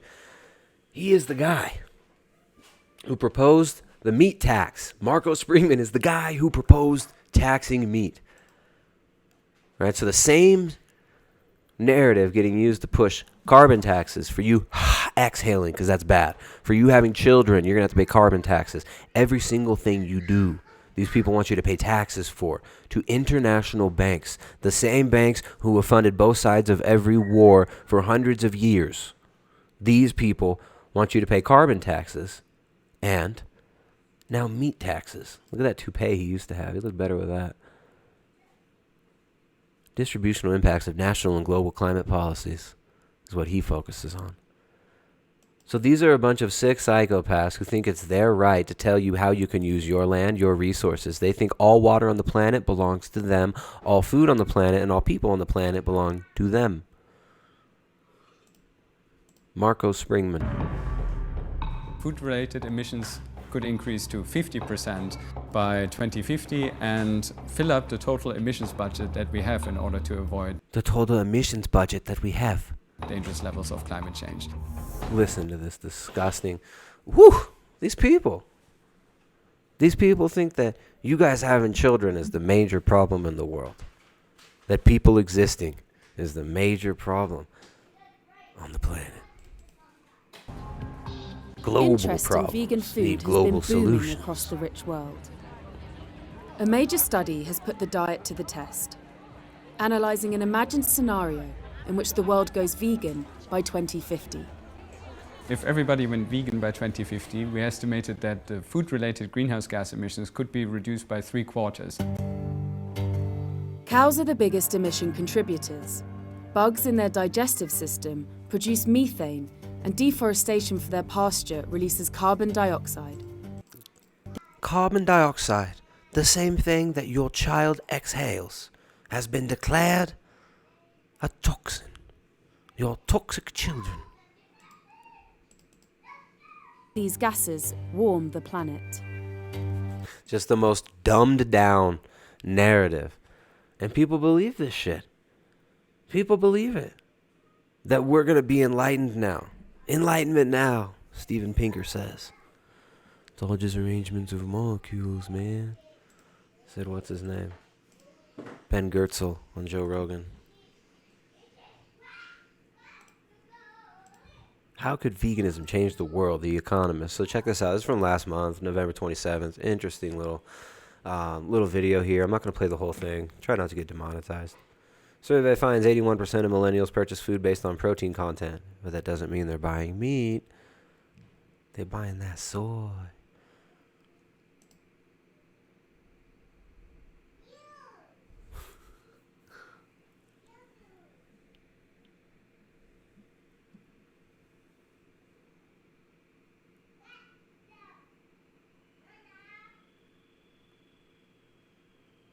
So,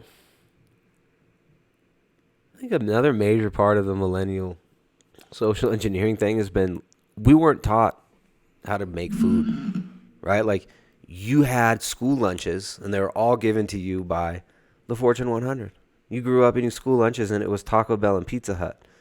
Literally, California school lunches, Taco Bell, Pizza Hut, and Arby's sandwiches when I grew up. We didn't know how to make food. We had Pop-Tarts. We had cereal. They don't want you to know how to make food. They don't want you to know where your food comes from. And I mean the big companies that are propagandizing you with this stuff.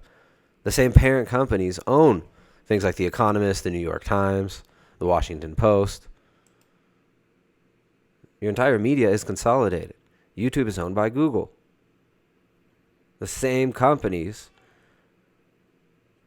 that are pushing veganism have major stakes in pharmaceutical companies. Bayer and Monsanto are one company now.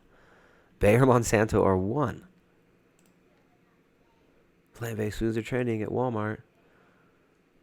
Millennials driving the shift away from meat. You mean, if they were to be honest, and look at Michael Pellman, who is a millennial writer, is a wealth advisor at Alpenrose Wealth Management, advising a global clientele in multi-generational wealth management. There you go. This is who's telling you how to live. People who are teaching others to manage multi-generational wealth. He's excited about companies that will talk about things like human health, the impact of agriculture on human health, climate change, water scarcity, and animal welfare. So he's a vegan activist who wrote this article for Forbes. And look at the photos they give you. This is what it is to be a millennial. Look, dress up in cute outfits that are overpriced. And stare at your cell phone while you're right next to your peers. Don't talk to real people. Stare at your cell phone. Take selfies. The photos they put, the stock images. Millennials are driving the worldwide shift away from meat. Should really be. The global oligarchs are driving millennials away from meat. And the millennials are doing what they're told. Because they've always been taught and trained that if they don't do what they're told, they will not be fed. Or they will go on timeout in the principal's office. Naughty little Johnny. Questioning your vegan overlords. Go to the principal's office. You're suspended from Twitter.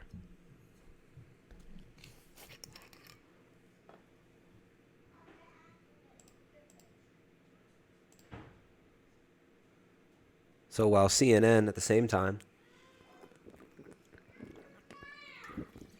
time, these major media companies are also normalizing and promoting cannibalism, sexualizing children, and making vampirism sexy.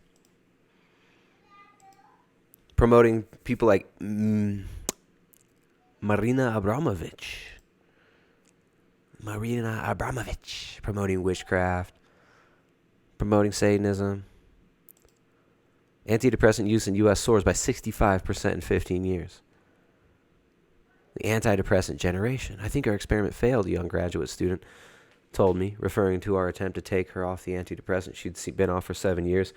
She was back in my campus office after a difficult summer break, and she talked about feeling unsettled and upset. I wondered about the broader experiment playing out on college campuses across the country. You know how many college students are on antidepressants, anti-anxiety medications? So many of my peers in the university when I was there were addicted to these things. A friend of mine's kid just died the other day. A 21-year-old kid died of a fentanyl overdose.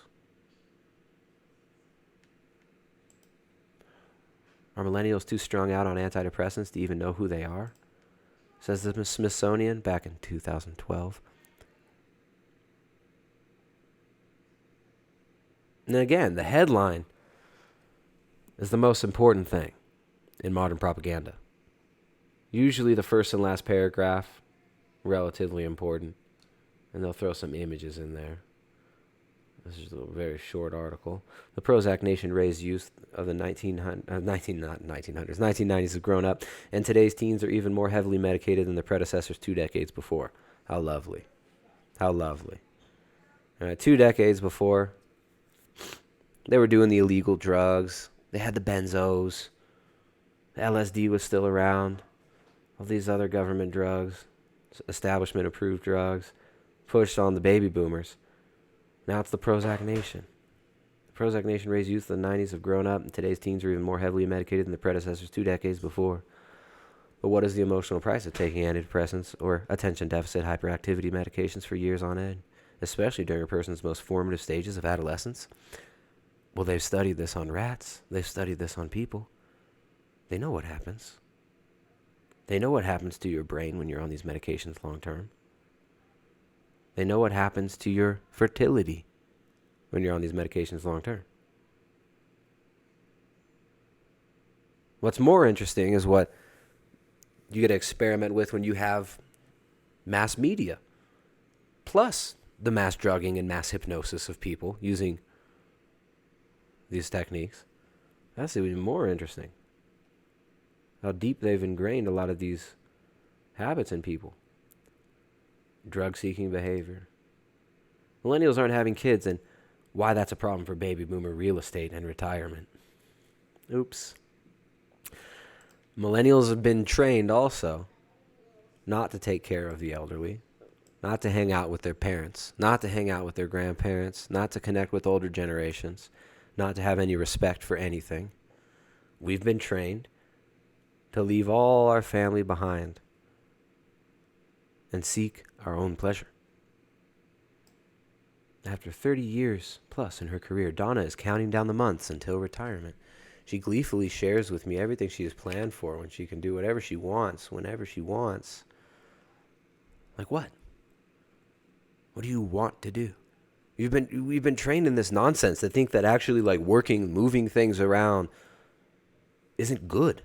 We've been trained to want to work for corporate America in jobs we hate, that's life, and we wait till retirement, then we can do what we want. Why not just build a life where every single day you're doing what you want, like raising kids, like being connected to the land you live on, like feeding your children?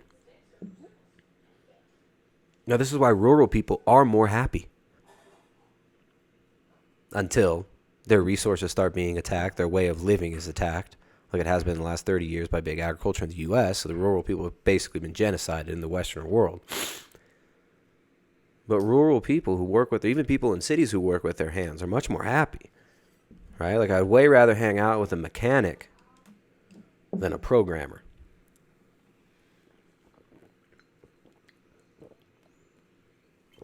I would way rather hang out with somebody who swings a hammer. I'd way rather hang out with a carpenter than a social media manager or a YouTuber. Observers have suggested a number of reasons why millennials are proving slow to have children. Some point to economics. Although the recession has been over nearly a decade, there may be a lasting economic insecurity that is causing young would-be parents to think twice before procreating. And they talk about this in the book Eco-Science. They talk about this in this book, about creating economic insecurity so that people do not breed. Friendly neighborhood carnivore, what's up? Email me, Tristan at primaledgehealth.com. Friendly neighborhood carnivore. Tristan at primaledgehealth.com. Send me an email. Yeah, I really wanted to find that page where it talks about economic insecurity as a method for decreasing population. The strength of the desire for a small family is critical. If a couple is determined not to have more than 2 children, they usually will not, regardless of whether or not there is a birth control clinic down the street. Conversely, if motivation is weak, the practice of birth control is likely to be a sometime thing, although the motivation may grow with the number of children in the family. All right, so they're essentially saying that education and propaganda are more powerful than even giving people birth control. China, an apparent success story. China, what a great place. Trying to find this. I mean, they break down each region and talk about strategies that can be used in these regions. They talk about how Latin America, that damn Latin America, those people still believe in God, even though they're members of the... Yeah, they still believe in God, and they're not going to be down for... they're not going to be down for this. Many observers have theorized that prospective parents rationally base their family size decisions on the advantages and disadvantages of children, which is why you're told that having children sucks. That financial insecurity is a reason not to have children. And then every single generation gets programmed with more financial insecurity, and new economic collapses are created all the time. And they specifically talked about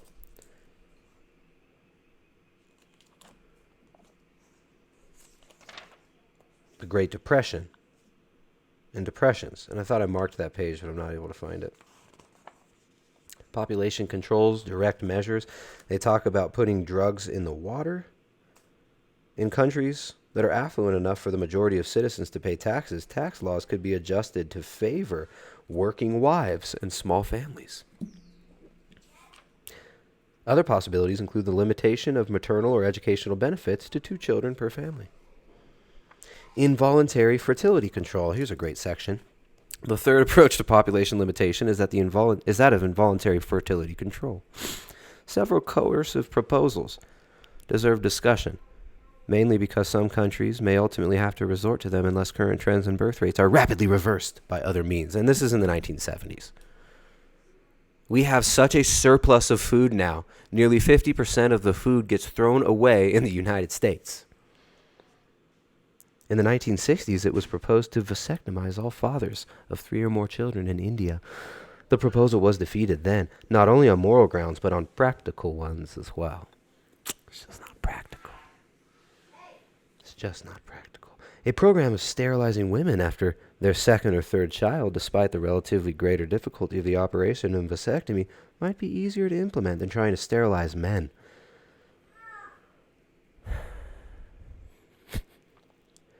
The development of long-term sterilizing capsule that could be implanted under the skin and removed when pregnancy is desired opens additional possibilities for coercive fertility control. The capsule could be implanted at puberty and might be removable with official permission for a limited number of births. No capsule that would last long, 30 years or more, has been developed yet, but it's technically within the realm of possibility. Social scientist David Here has compared the social effects of marketable license schemes with some of the more repressive economic incentives that would have been proposed and with straightforward quota systems. Adding a sterilant to drinking water or staple foods is a suggestion that seems to horrify people more than most proposals for involuntary fertility control. Indeed, this would pose some difficult political, legal, and social questions, to say nothing of the technical problems. No such sterilant exists today, nor does one appear to be under development. To be acceptable, such a substance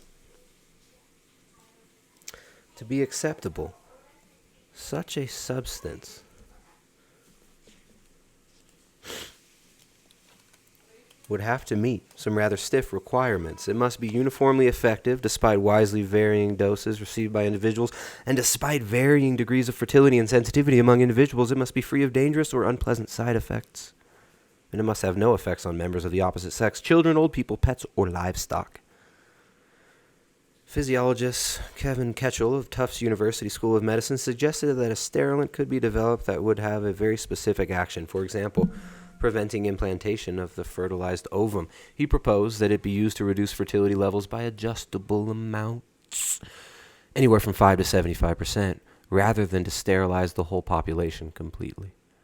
In this way, fertility could be adjusted from time to time to meet society's changing needs. And there would be no need to provide an antidote. Contraceptives would still be needed for couples who were highly motivated to have small families. Subfertile and functionally sterile couples who strongly desired children would be medically assisted as they are now, or encouraged to adopt.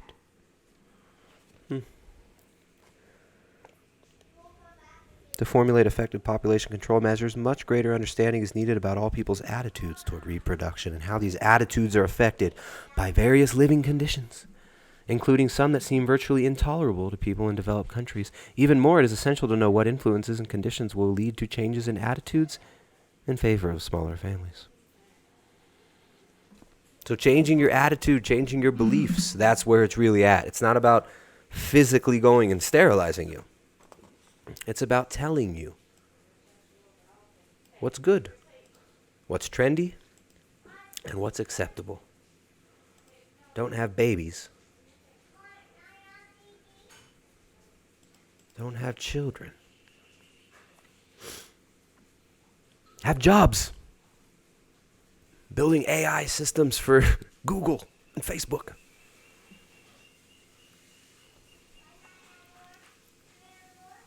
That's one of the most alarming sections, the involuntary fertility control section. That's page 786 in The Human Predicament, Finding a Way Out. The human question. Right?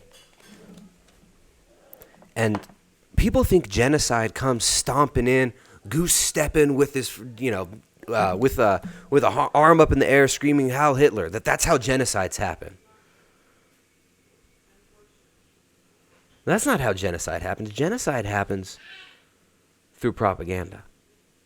Genocides start through language, through people's beliefs, and through cultural dissemination, through the dissemination of culture.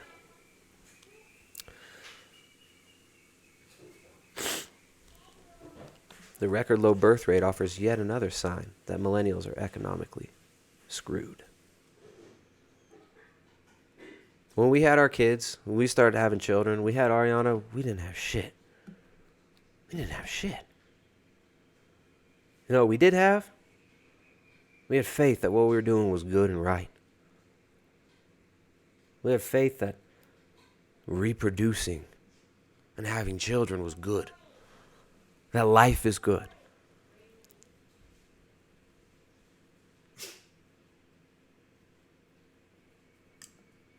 The people that are telling you not to have children, they're telling you not to have children for all the most ridiculous reasons. They're telling you not to have kids. They're telling you to go soy,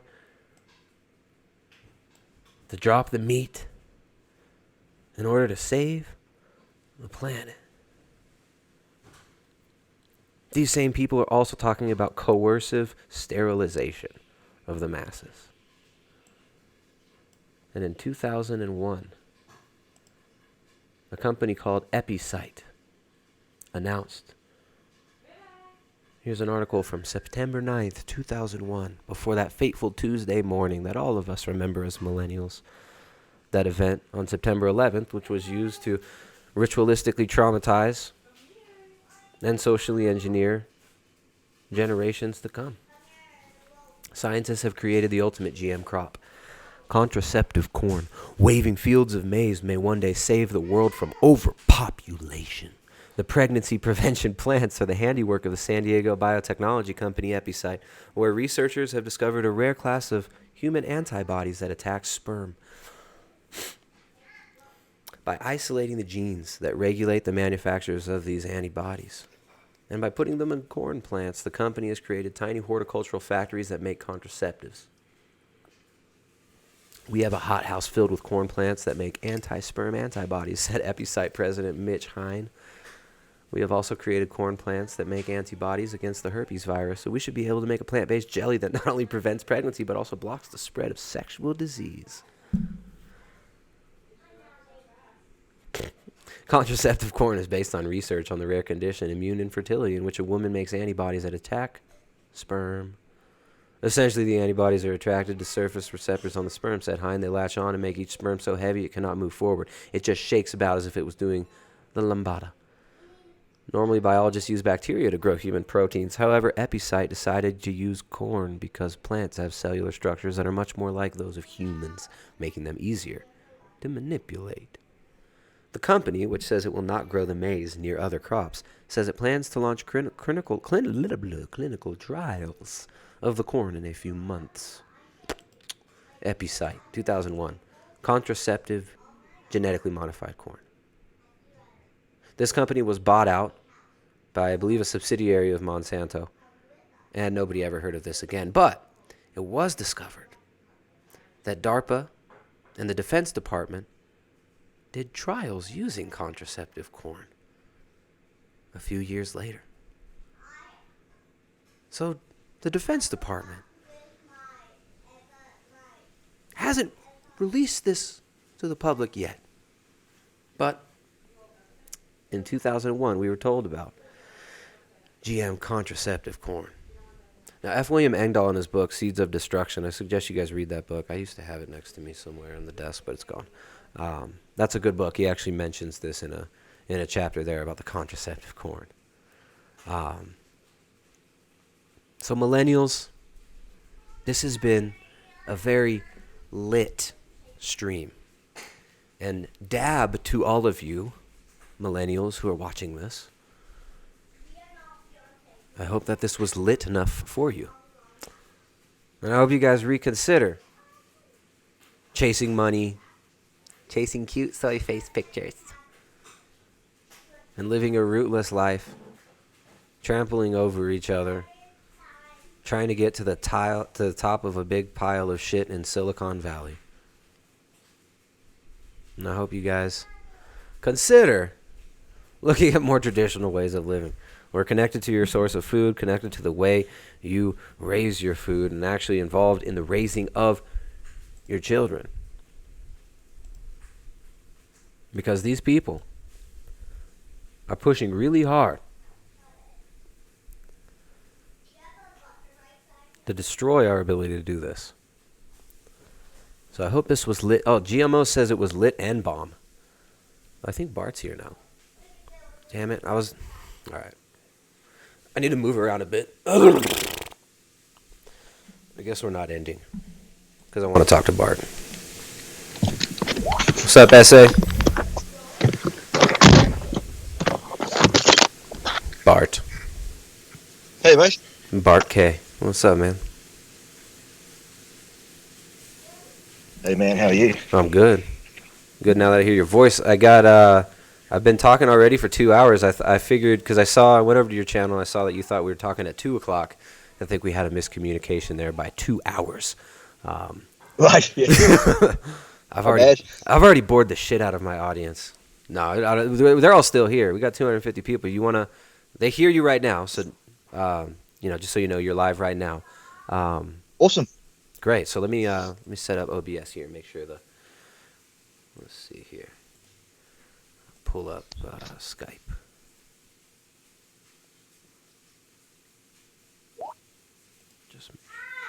No, it's not it. All right, guys, we got Bart K here, everybody. Howdy, hi. All right. Do you got video capability? I may or may not. I was going to have to drive into town to get onto the public Wi-Fi because I'm out the back of nowhere. But let me see if I can get that up or not. Yeah, let's see if we got video. There we go. How's that? Yeah, there you go. We got Bart K on the go. All right, man. Can you hear me? Yeah. Perfect. Well, how's it going, Bart? Broke up a little bit there because we got a little bit. Yeah, we got a little lag. Oh, I'm in South America. He's in New Zealand, so we're all around the world talking right now. We got a fellow #BaldManBad, Bart K, the enemy of the number one wanted for crimes against veganity on YouTube right now. One of the top of the meat militia, according to Vegan Carbo Raider, Bart K. Yeah. It's been fun, hasn't it? The last sort of, notably the last couple of weeks, I mean, they've just lost these guys. They've for some reason, I've been anointed as the new Messiah, and I think that's crazy. But I'm having fun, and lining up challenges left, right, and centre. The first one, obviously, Richard is over the line to commit to an actual date to have a chat to me about some of the ideas that he holds so dear, and we'll see how that goes. Yeah, nice. Hey Bart, let's turn off the video just because I can't. It was kind of cutting in and out. Sorry. Can you turn the video off? See if we get more bandwidth there, because we were getting a lot of interference there. Sure, no worries. All right. All right. Let's see.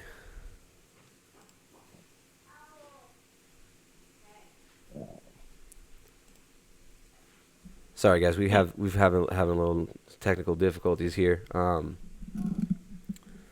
right. Nope. You there, Bart?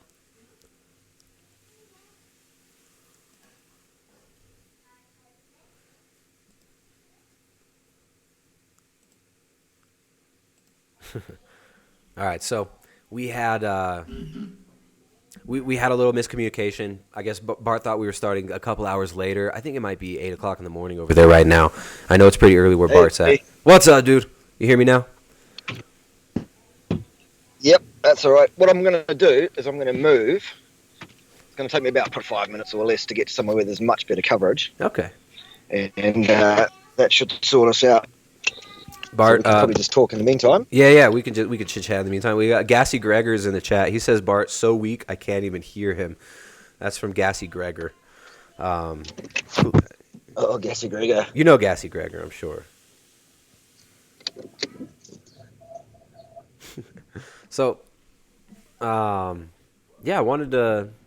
I don't know, are you driving right now? Can you focus? You good?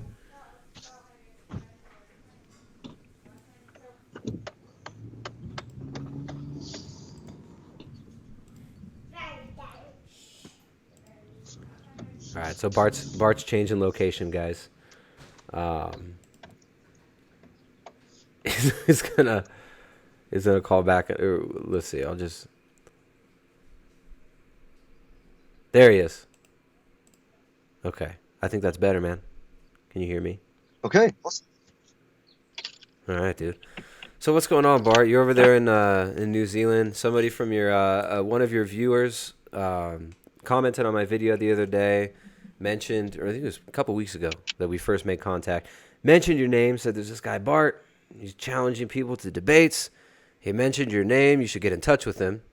So I went over to your channel, got your email, got in touch, and I've seen a few of your videos since then.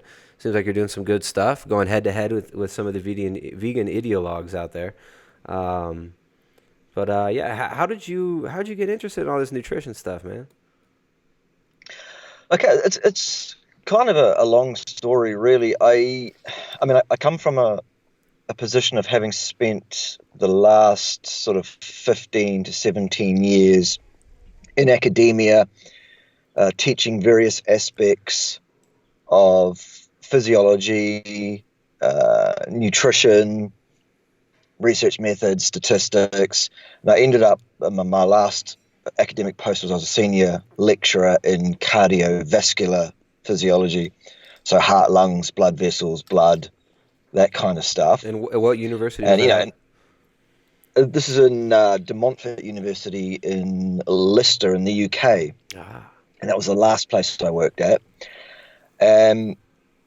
Yeah, and so like that was like a 15 to 17 year career doing that. And I came up against what I'll call it bullying, but I'm not sure of the exact technical term for it. But what hate speech is anybody that disagrees with me, it's hate speech. That's what I call it. Hate speech. That's what we'll call it. We'll call it hate speech. When you disagree with us, it's hate speech. Yeah. It's hate speech. That's right. Yeah. So what it was that you would go for these jobs, and you'd get shortlisted, and you'd go to interview, and you'd sit down with them, and they'd say, "Now, tell us how you're different. Tell us how you're cutting edge. Tell us how, you're not just gonna preach out of a textbook." And then you say, "Well, you're absolutely talking to the right guy. I'll tell you exactly why I'm different. This is where I'm coming from. This is what I do. Basically, the textbook is there and it's a good resource, but I'm here to point students to the holes in it and to say, rather than claiming that we have some kind of authority here in academia and we know everything, what we need to understand is that we don't know anything, actually. We think we do, and we have these tools that we use called research projects and meta-analyses of research projects and that kind of stuff. And we think that gives us some kind of authority. We think that gives us some kind of a huge amount of gravitas, and we can pontificate and say this is how it works and how it doesn't work. And actually, that's a load of nonsense. Right. And so they would then shake my hand and give me the job and say, "Fantastic! This is finally we got someone on board that knows where it's at with this stuff and can teach this stuff." And then you go ahead and start teaching exactly what you said you'd do. And then they turn around and say, "Well, hang on a minute. We can't have you saying that kind of stuff to students." And then you're like, you just about fall off the chair and go, "What's going on here?" So who are you interviewing with? Like when you go into the university to get a job as a senior lecturer, you're interviewing with. Yep. Are you interviewing with somebody else? That generally there's a panel. Yeah, there's a panel that usually sits on an interview, and usually it is one senior academic from the department that you'd be going into. Usually a senior dean, usually someone from HR, human resources, and sometimes an external person as well that doesn't even work at the institute that you're going to work in. And that was the case in that particular interview. There were 4 people, that's who they were. And they, even as part of that process, they give you like a 10-minute slot to do like some teaching. You'd come in with a presentation and you'd talk to these people as if they were a class of students for 10 minutes, just so they can get an idea of exactly what you're going to do. Yeah. And then, as I say, you then go ahead and start doing exactly that. And then they say, "Well, hang on, no, that's not what the textbook says." And you go, that's why I got bald actually, Tristan, because I pulled all my hair out going, are you guys out of your minds?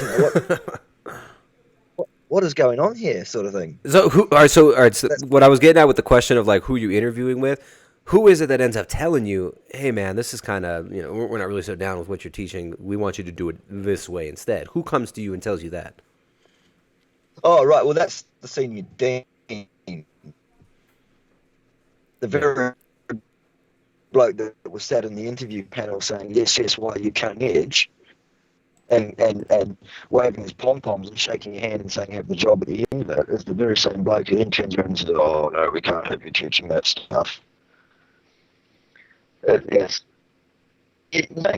Anyone reasonable would probably think, that this guy, me, would have to be making the stuff up. This can't be a real story. But I kid you not, this is pretty much how it goes. And then what develops out of that is basically I was on a 3-year contract at that particular institution. It was only ever going to be a 3-year period of employment.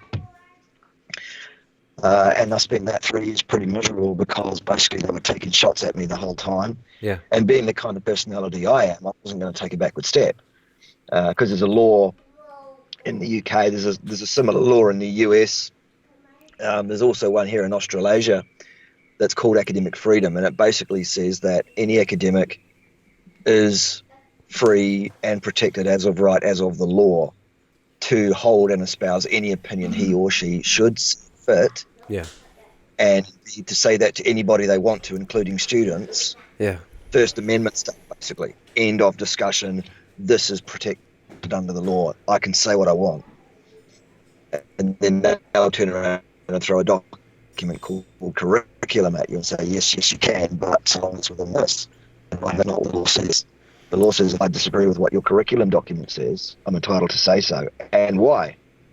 In fact, I don't even have to say why if I don't want to. I can just say this is nonsense. Yeah. But being a proper academic, I took the trouble to actually tell them why it was nonsense. No, you validate your reasons. You make a coherent argument. Exactly. Yeah. That's exactly. Hey, let me reconnect kind of on how Skype. that Let me. We're getting a little bit of interference. Sometimes if we reestablish the Skype call, it makes it better. So I'm going to hang up and call you right back. Sorry, there's a couple little audio glitches, guys. We both don't have the best internet. I think I may have miscommunicated with. Hey, what's up, man? You hear me now? You hear me now, Bart?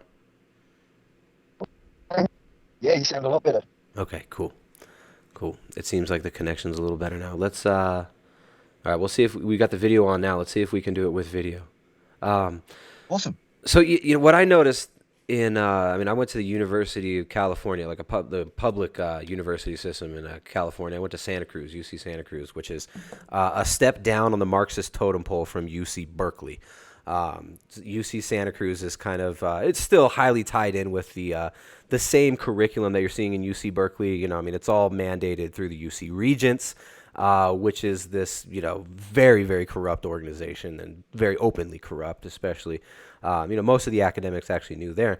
Something that I ran into when I was in the university back in 2005 until 2008, was there wasn't really much dissent in the voices in the biology departments concerning certain doctrines. The one that was so huge was climate change, and back then it was global warming, and they were just transitioning and pivoting into climate change, and it was like I couldn't find a single academic within the biology departments, the environmental science departments, any of them that would even consider, and this was the time when the IPCC documents were released showing that they were falsifying data, and there was you had ClimateGate, which I'm sure now if you go on Wikipedia it'll probably say that it was that it was all fake, that never happened. But this was a thing. The IPCC released these documents. But yeah, and just what I'm just trying to portray to the audience and to you here is that I definitely saw a lot of the same stuff where there wasn't much dissension in voices concerning certain doctrines within academia at all in the University of California system. And I can imagine that in the UK it might be even stronger. Yeah. I mean, the thing is, if you stick your head above the parapets and step out of line with what the dogma, what the doctrine is, if you stand up in front of a class of students, as I did, and said, hey, Charlie Brown, cholesterol does not cause heart disease, statins are a dangerous poison that will kill you slowly, but not as not as slowly as some other things will. And they've got this completely wrong. You straight away you've got the crosshairs on you.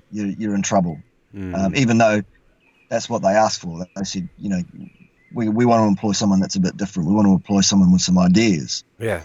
That's what they think. Like as humans, maybe they actually want that, but then they, the Borg mentality, the hive mind kicks in or something, because people really exactly, aren't. Yeah. Basically what it is they have every year they have an external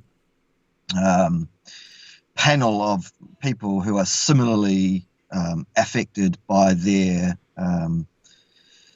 fealty to the dogma and the textbooks and how clinical practice has been done and is being done, and they come in and make sure that nobody's stepping out of line. And if there is, then you get black marks. So while they're saying this is what we want cutting edge, we want new stuff, as soon as you actually do it, that gets you a black mark. And that's, that you would, as I say, you would think I'm making this stuff up, but it's just inane that these kind of things are allowed to occur. And so, yeah. So you ran into a lot of opposition, and this was, when did you leave academia? This would be about September 2016. Yeah. So a couple of years ago now. Since time I've doing my own thing and trying to build a YouTube presence and a Patreon presence. So look me up. Yeah. And so I've been basically teaching the stuff that I was teaching all along, only now I'm doing it, under my own auspices, rather than having to fight the machine, as it were, or rage against the machine. I'm kind of picking my own battles. Yeah, what's interesting is you could have a bigger audience on YouTube than you could ever have in a university at all, right? I mean, even with your audience now, your YouTube channel has grown really rapidly. I've seen, just since we first got in contact a couple of weeks ago, and just, again, sorry it took so long to get you on. It's been a couple crazy weeks. I still haven't got my car running, even though I got it running twice, but and it's still not being used. So my projects have not come into fruition yet, but yeah, it seems like your channel has grown immensely in the last few weeks, man. Your audience is as passionate just as you are, and the timing is right for somebody to actually take on at the level you're going to take it on at these issues that you're looking at. So I think hey, maybe it's for the best that academia frustrated you and that you jumped ship from the madhouse, because it's nice to have some some people to bring a little bit of nuance to the conversation and bring another level of hopefully patience in being able to debate some of these points with the ideologues of in the vegan community, because what I've seen over the years is there's not much listening going on from the vegans in the debates. What's your take on that? I mean, I know you've got a big debate coming up with Vegan Gains, which Richard Burgess from Vegan Gains. What are your thoughts on that? What is your strategy when you're coming into such a debate? And also, we can get into if Vegan Gains was scared off of the internet by you, because that is the rumors going around that Bart K scared Vegan Gains off of YouTube, which Vegan Gains vehemently denies. But allegedly, according to some of Bart's audience, Vegan Gains is running scared. Yeah. So, I mean, there has been a lot going on in that department in the last couple of weeks. Basically, anyone that hasn't been following that, where have you been? It's been a hoot. It's been a lot of fun.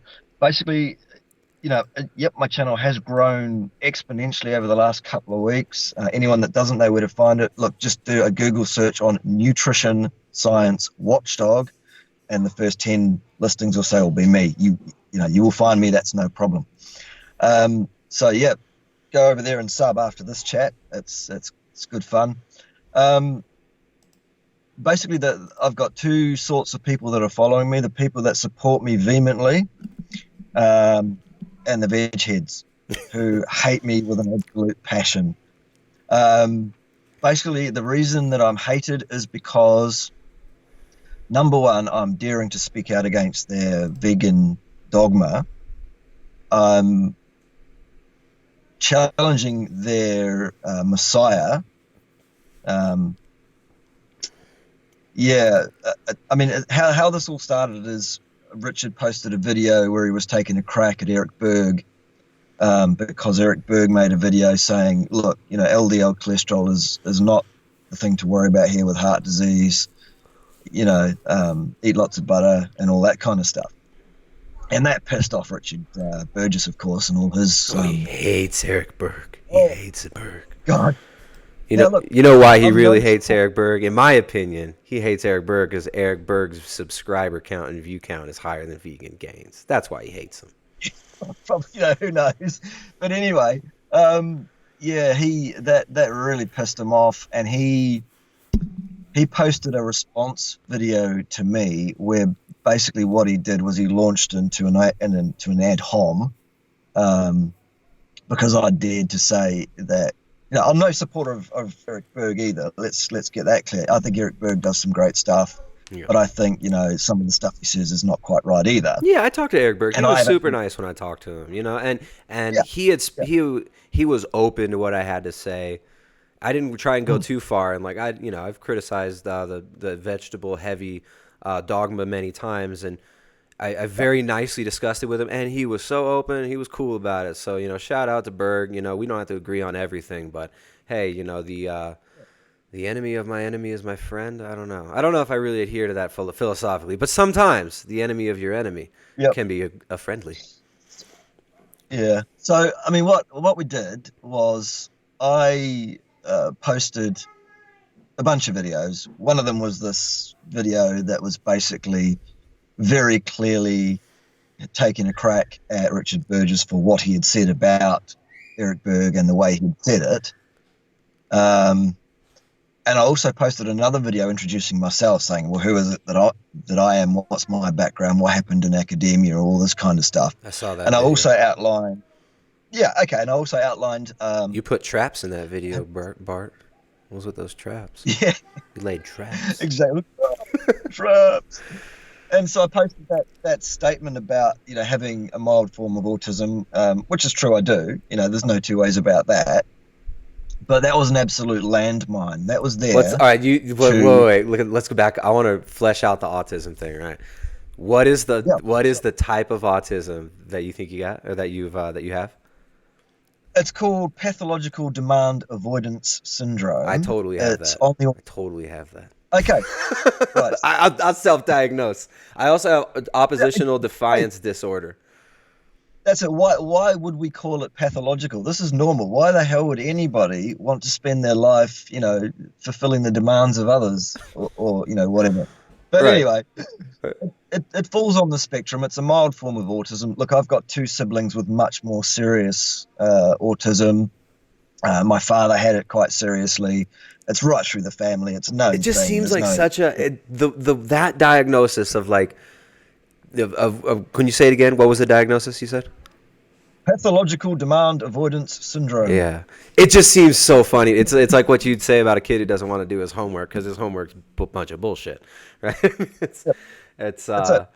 Yeah, but I like it, man. But nobody can criticize you if you're disabled and autistic. Well, exactly. Except I left that landmine for Richard, and he just snapped it up with both hands, hook, line, and sinker, rod, reel, tackle, and half the boat, and made a 30-minute diatribe video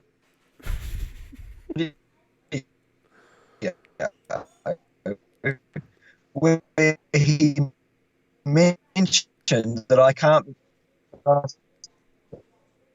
or taken dealing with any of the shots I'd taken at him. Yeah. Like, he spent his original video, you know, saying that Eric Berg can't be trusted because Eric Berg is not a doctor. Yeah. You know, and he said he claimed he was a Scientologist too. Yeah. Yeah, well, I said that in my video too as well. That's whatever, you know. I didn't know that. You know, yeah, I actually didn't know that until recently. Yeah. Yeah, but anyway, so Richard he just did this video, and he, as I say, he just said, you know, I can't be trusted. You can't take anything I say seriously. I've got this wrong because I have autism. instead of actually dealing with any of the shots I took at him in terms of, he says Eric Berg's not a doctor, and I say, well, you're not either, Richard. In fact, Richard, you haven't gone to any college, you haven't gone to any school, you dropped out of high school, Charlie Brown. He plays a lot of video games, man. He's pretty good at Red Dead Redemption. Yeah, and to give him his dues, he's also a very skilled manipulator of people in terms of, I've obviously watched a great many of his previous debates, the things that he's done in the past, in terms of, thinking, is this somebody I want to talk to? Is this something that would help my channel? Yeah. And even if it wasn't, this is something I would do to take this guy down for fun, because actually, it's a fun spar. At the end of the to borrow their, it's a fun spar, and actually, like facts and logic destroy VG nonsense every time. And I've got his people all over my discussion thread calling me 7 flavors of whatever you like, and pointing out that I have no hair, which I hadn't realised. So thank you for pointing that out, people. Yeah, you forgot to put your toupee on, dude. You forgot the toupee. They point that out to me too. They call it bald man bad, but I do have some fuzz. I'm not like totally bald. It is by choice, but it sucks. You can use the hashtag bald man bad, Bart. So Bart is a member of the hashtag bald man bad crew now, because that's all they got. They got you're bald, you're ugly, or this or that, and it's just like, well, why am I wrong? Why am I wrong? Yeah. So the debate's coming up. Well, I'm told it's coming up. I've been dodged for the last 2 weeks, and if you want to cover the stuff that's been happening, Richard's been having some trouble with YouTube and Twitter and Patreon, and actually Richard's been having some trouble with the world, clearly. And at the end of the day, I think the problem Road is Rage that, also, if you watch his vlogs. His vlogs are like 90% him almost getting killed on his bike and trying to start fights with people in cars. And then bragging and doxing mothers of young babies for their children crying in restaurants. Yeah. So it's just crazy stuff. And I think, obviously on a number of occasions, both lately and historically, he's gone too far. Yeah. He's got into the point where he has indulged in what looks like, pretty clear hate speech for real. And so he's run into some problems. And so did he get strikes? What did he get strikes for? Do you know? Apparently his deal is he got some strikes against YouTube's community standards policies. Was it Durian Rider? He was saying Durian Rider was flagging him, he thought. Well, he's going to latch on to whoever. Maybe Durian Rider was flagging him. I don't know. So stupid. I don't think YouTube should. I don't care. Like what? There's no such thing as hate speech. There is no such, unless it's somebody disagreeing with me. Because I'm a trans vegan. I identify as vegan, but I eat a carnivore diet. So if you vegans don't accept me as a leader in your group, you are hate speeching. But I, as a carnivore, not as a trans vegan, I don't think this hate speech thing is very healthy for YouTube. I think it's just it's destroying the platform very quickly. Yes. But you do have to be careful. Look, yeah, you do. But I mean, the First Amendment is a thing. You are allowed to say what you want to say. Yeah. And I support pretty much anybody's right to say pretty much anything. Yeah, I support Vegan Gain's right to say whatever the hell he wants, but also my right to criticize him and say whatever the hell I want. Exactly. Yep. And so, anyway, he's got some strikes, and so he's got a period of ban from live streaming. And like I'm saying, Richard, so what? I don't have such a ban. I can live stream right now. I can do that today. Anyway, he's been dodging me for several weeks after mouthing off and accepting the debate. Mm-hmm.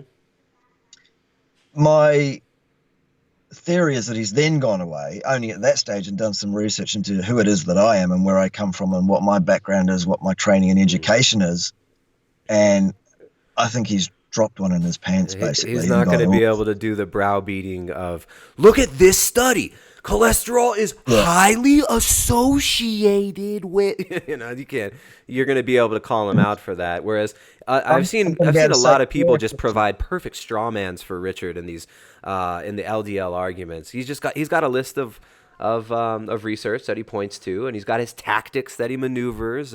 But you, as somebody who's been in academia, you actually understand how research works and how you got to learn how to read studies before you start quoting the damn studies.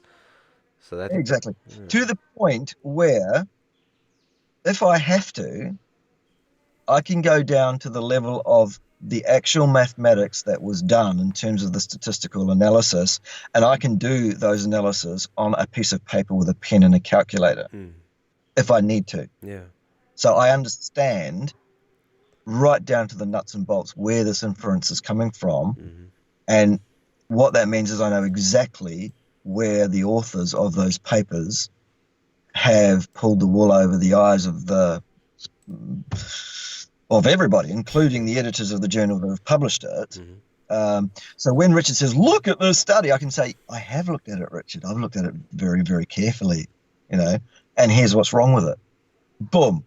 Now give me an example of a way that a study might manipulate the reader, the audience, and academia to believe that it is more important, more factual, and carries more weight than it actually does. Maybe just one example. We don't have to get too deep into it. I know on your channel you've gone into some of these things in depth, but just give my audience a little taste of kind of a good critique that might be brought up.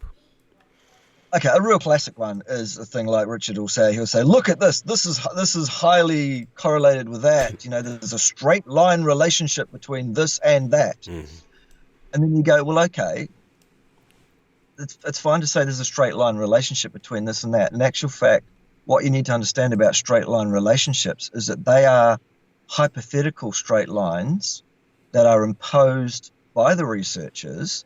Any researcher can impose a straight line between any two variables they want to. All you have to do is provide a mathematical description of that straight line. What is its slope and where does it intersect the y-axis? That's all you need. And you can say, there's a straight line. Exactly, 2 points. Exactly. The difference between one straight line and another straight line, though, in terms of its predictive capacity or its predictive ability is a different thing.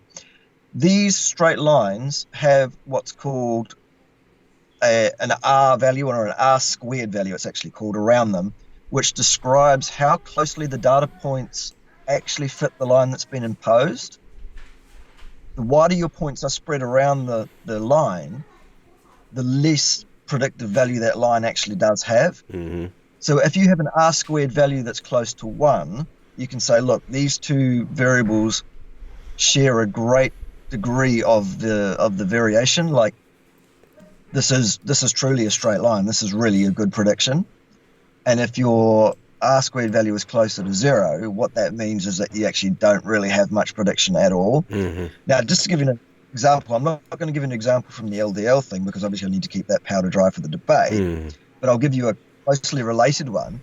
I've heard Richard say in a debate with someone that there is a straight line relationship between the amount of saturated fat you eat in the diet and how much low-density lipoprotein protein cholesterol you have in your blood. And he's absolutely right. There is a straight line because there was a straight line imposed by some researchers.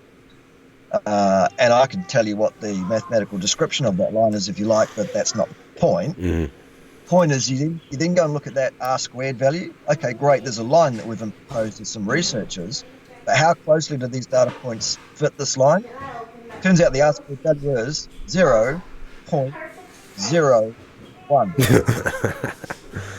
Yeah. 0.01. That's a real good straight line relationship. So when someone like Richard comes online and says, I've read this study and there's a straight line relationship between eating saturated fat and having cholesterol in your blood, you're right, there is.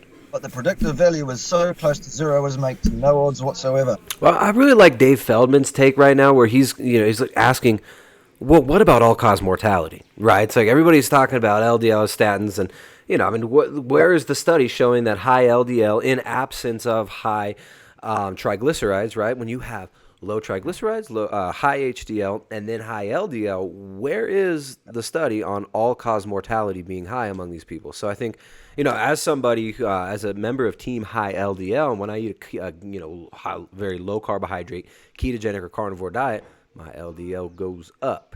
So to me, it's always just interesting looking at, that stuff like all-cause mortality. Now, are you guys going to be debating that, or is that something you could maybe hit on here a little bit, or your thoughts on, if you wanted to throw out your thoughts on my strategy with Richard Burgess is to keep the debate very, very clearly focused on one topic and one topic only, because of his known propensity to want to start throwing straw men and red herrings around and try and distract the audience away from the fact that he's actually wrong. Yeah, when he almost has to admit with his words that he's wrong, he goes, "Well, let's talk about this now."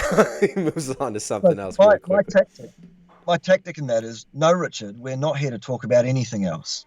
You came online and you told me I'm wrong. You told me LDL cholesterol causes heart disease, and the best way to deal with it is to take statin medication. Yeah. Wrong. And I'm going to prove you're wrong. You cannot escape from that. You cannot worm out of it. You cannot say, well, let's talk about anything else. We are here to talk about LDL cholesterol causing heart disease or not. And it doesn't. You know what he's going to do? Facts. Or he won't do this with you, and he's probably going to be pissed that he can't. He'll take a study about statins. He'll take a statin drug study, and he'll say, look, this study is peer-reviewed, and it shows that statins directly and dramatically decrease your risk of dying of a heart attack. Well, and if you were to ask Richard, how are they determining what is risk of heart attack? Well, they're going to say LDL. So all they're basically saying is this will lower LDL. And they're assuming that it will lower your risk of heart attack, which, I guess you're going to be debating that fact, right? Whether or not statins and LDL. And I'm also probably going to be quite happy to discuss that, actually, even if there is this supposed 30% relative risk in heart disease on statins, there's actually like a 30-something% increase in the risk of all-cause mortality due to side effects of statin medications. Mm-hmm. So actually, the statin won't get you to live one single day longer. In fact, you'll probably die even sooner on the statin because it will kill you. What are some of the side effects of statins that they statins, because they directly reduce cholesterol, they also reduce all the things that cholesterol actually exists for a purpose to produce. Like vitamin D, right? Testosterone. Mm-hmm. Okay, ever heard of testosterone, boys and girls? I think we're supposed to have some of that. I think we're supposed to have a little bit of that stuff in us. That comes from cholesterol, boys and girls. If you're a woman, estrogen, same deal. That comes from cholesterol. Vitamin D. Okay, vitamin D is vital for the function of basically every single enzyme in your body, and there are tens of thousands of those. Vitamin D is made from cholesterol. But it's not just the reduction in cholesterol that's a problem. The fact of the matter is the enzyme that the statin medication works on is a whole 2 pages above where cholesterol actually is on the metabolic tree if it's charted out. And as a function of that, basically it's a fairly fundamental block in the metabolic pyramid, if you like. And if you knock it out, you don't just knock out cholesterol, you knock out a bunch of things, including coenzyme Q10, which is mitochondrial ATP production pathway there. It's one of your most important cytokines. Knocking that out has the same effect as if you take cyanide. It's just slower, but it's the same thing. They're basically mitochondria. That's why you get muscle rhabdomyolysis, muscle pain, the breakdown of muscle tissue in statins, because muscle tissue is very energy requiring. It needs good, healthy mitochondria. Statins actually kill mitochondria. Wow. So that's a really bad thing. Every single neuron in your peripheral nervous system and many of them in your central nervous system, in other words, the brain, have a sheathing around them, an electrical insulation called myelin. That's made of cholesterol, boys and girls. So, there's another example there. Parkinson's disease, Alzheimer's disease, these can all be brought on much more rapidly by taking statins. Bone mineral density decreasing too, right? Because I mean, they're directly. Bone mineral decreases, absolutely. The risk of type 1 and type 2 diabetes both go up on statins. They're pro-inflammatory in some respects and anti-inflammatory in others. And yeah, so statins, not good stuff. While they address one risk factor in isolation, the flip side of that coin is that they increase a whole bunch of other ones. So yeah, that's basically how that works. And then you can also go to the argument of relative risk versus absolute risk. This 30% reduction in risk of heart disease that they find with statins. When you actually do the math, as I'm able to do, you find out that the actual absolute risk reduction is not 30%. It's more like 1.5%. But that's going up from, yeah. So 30% relative risk, very, very different thing than absolute risk. Exactly. So if you have an example of that, not from statins, but just a generalized example of that, if you have an incidence in any given population of 1 in a million of something occurring, and then you have another population that don't get the treatment that you gave the people that have a 1 in a million incidence, in other words, your placebo group, and let's say they have a 2 in a million incidence, what you can then say is you can publish a paper that says there was a 100% risk reduction factor by taking this drug. What that means is we went from 2 in a million to 1 in a million. So that's a 100% reduction in risk, absolutely. Yeah. Until you go, well, hang on, no, it's not, because that's a change of 1 part in a million. So that's a 1 in a million change, not a 100% change. Now, both are strictly correct, but one actually gives you an idea of the utility of the thing in the real world, and one looks impressive, so you can publish a study. Right, and then, I mean, pharmaceutical companies are very apt at getting the results they want out of studies. Massaging the numbers, massaging. Yep. Oh, look, you want to get into massaging numbers. The most classic way you can massage numbers is you can do a procedure called a multivariate analysis, which you can then turn around and call control. In research, control is something you exert in the first instance to prevent something from having an effect on the overall mixed outcome that you're looking at. So let's say there's a bunch of different factors that play into someone's risk of becoming obese, for example. And then what you do is you say, it looks like the older people get, the fatter they get. So let's massage age out of this relationship. And then let's say we're going to call that a control. It's not a control. That's fabrication of data. Controlled, right. To give you an analogy of it, it's the same thing as trying to get eggs out of a cake that's been baked. You can't do it. The eggs are gone. You don't know where the eggs are within this cake. You know there's eggs in it. You can't get the eggs back out of it. And that's what multiple regression is. They're calling it control. They're calling it an appropriate thing to do. They're calling it adjustment of the data. Okay? I mean, the word adjustment should give it away for you. They are making it up. They are fabricating an outcome statistic that is not the one they actually observed.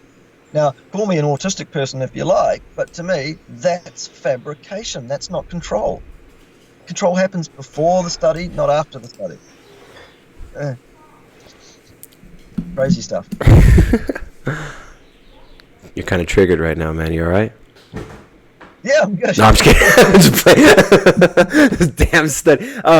Hey, so you eat like a carnivore diet, right? You eat a more carnivorous diet. We got a lot of people in the chat right now. A lot of crazy carnies over here in the chat. How did you come about carnivory? How did you break the programming and get to a point where you thought maybe those plants just aren't necessary?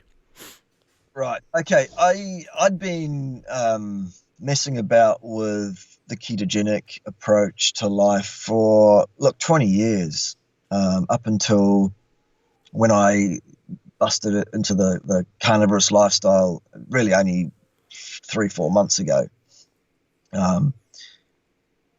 And the ketogenic approach to life really did help me with a lot of my health concerns that I had prior to that. I lost the extra weight that I had on. I had quite serious fibromyalgia, and that was a lot better. When did the fibromyalgia stuff start? Was that like connected to stress, or do you think that was more diet related? I think it's stress, diet. I think it's a rich tapestry, yeah. And that came on sort of 10 years ago when I was kind of in my mid-30s. So that's a giveaway. I'm in my mid-40s now. There you go. What else happened? Obviously, the someone autism earlier said thing. that Bart looks like Tristan's dad. Okay. I don't know. I've not met your dad. I hope that person doesn't really know what my dad looks like too. But I thought that was funny. They were making bald man bad. # bald man bad jokes, I guess. Awesome. Good on you, team. Keep it up. Yeah, so like all this stuff improved. It all got better on the ketogenic approach to life, the ketogenic diet, but it wasn't perfect. It still wasn't quite right. And so obviously I was then looking for more answers. Okay, what have I missed? What have I got wrong here? What isn't quite right?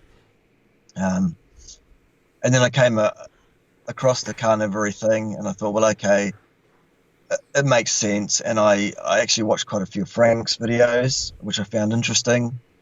And then I looked at the Jordan Peterson stuff and the Sean Baker stuff, and obviously Tristan, your channel came up as well, and I had a good look around that as well. And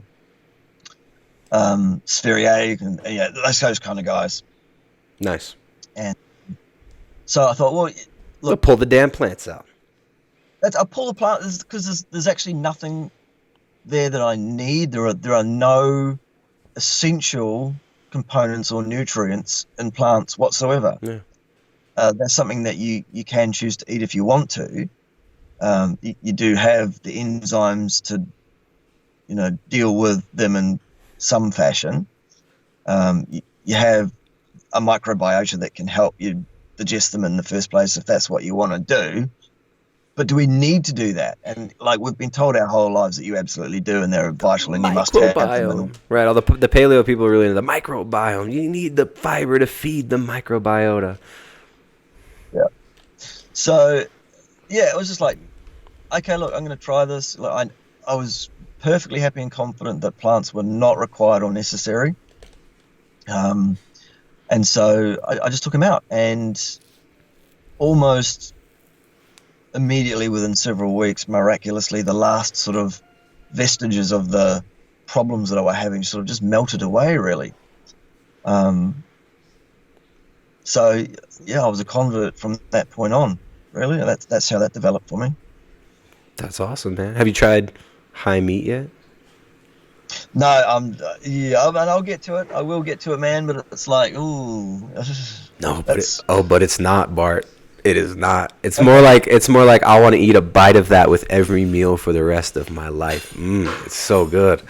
You know how like a camembert cheese has that kind of funkiness, or like a good aged cheese, where it's like you open up the cheese and you're like, whoo, like that's funky ass shit. It's like that. I would highly suggest, man, you got to try the high liver. It's super good. All you gotta do is chop up some liver, put it in the bottom of a jar, sit it in the fridge for a month or two, and you just smell it every once in a while. Open it up, smell it, shake it. You'll know when it's ready, man. After like a month or so, you'll start smelling. You'll be like, that actually smells appetizing, and then you'll work up the mental fortitude to actually try it. But it is so good, man. It's one of my. I think it's my favorite food now. And I'm a foodie, like I'm a snob. It's hard to, I eat before I go to gatherings with my friends because I know nobody's gonna be able to hit the spot like I can. So, but yeah, the good meat, the good high meat is really good, man. I'd love to hear your experiences with it. Cool. Okay, I will report back when I get the gumption together. Nice. Yeah. Well, if you don't come on before then, you'll have to come on again. You can talk about the experience with the high meat. I want to. Awesome. Yeah, I want all my little carny friends out there to try some high meat. If you're crazy enough, not everybody's there yet, but it's when you make it yourself, you start to smell it every day. You get there. Well, I mean, look, this could well be the last time we ever speak, Tristan, because according to all the veg tards on my chat, I mean, I'm going to be destroyed. Oh, you're done, dude. Are you I'm streaming right now? I'm not. No. Okay. I thought they were telling you right now, like, oh, they're you know, I could imagine. Look at these two. No, they've been telling look at me these for the two last week. bald, inflamed meat eaters, meat supremacist alt dieters. Ugh. Yeah. Vegan game will destroy me. He's going to eat me alive. I've got no chance. Yeah, well, he'll stomp you like a baby. That's it. He's gonna punt you like a baby, Bart. Man, that's just And I'm funny. like, Well, no matter what happens, you do know that even if you totally destroy vegan gains, they're gonna come to your channel and say that he won the debate. He totally won. I debated vegan gains on ethics, and he couldn't get past stage 1 of grounding morality and ethics or justifying logic and reason. And he played games the whole time and kept trying to talk about child rape. And his audience still swears that we totally got destroyed and we were idiots and that they won. So no matter what, dude. You be ready. They'll send 600 dislikes your way instantly from their Discord server. Awesome. Yeah. I'm looking forward to it. Yeah. But yeah. So I see public service what I'm doing here, I guess. You know what I'd like to see you debate is somebody a little bit more clever. You know, somebody like Goji Man or something. You know, I think a debate with you and Goji Man would be a little bit more interesting to me than with vegan gains. You know, I mean, Goji Man he's a future PhD. He's gonna have a PhD. The difference between Goji Man and Richard Burgess is that Goji Man is smart enough to know that he should not debate me. Yeah, he doesn't. He won't talk to me. He set up a date to talk to me on Skype privately, and he no-showed, and still hasn't gotten in touch with me. He stood me up. Goji Man stood me up. I did cry a little bit, but I'm okay now. I guess, like, whatever. I'm fine. I don't need him. Goji, Mr. Goji. The vegan YouTube community is something that is so hypnotically hilarious, but at the same time frightening, right? It's like it's so demented and it's so twisted and it's so wrong, but it's frightening in that, like, these people who would be laughed out of and shamed out of any real community or town if they try to push this shit in, like, the real world, like face to face, they would be laughed and shamed out of any real rural community if they push this shit.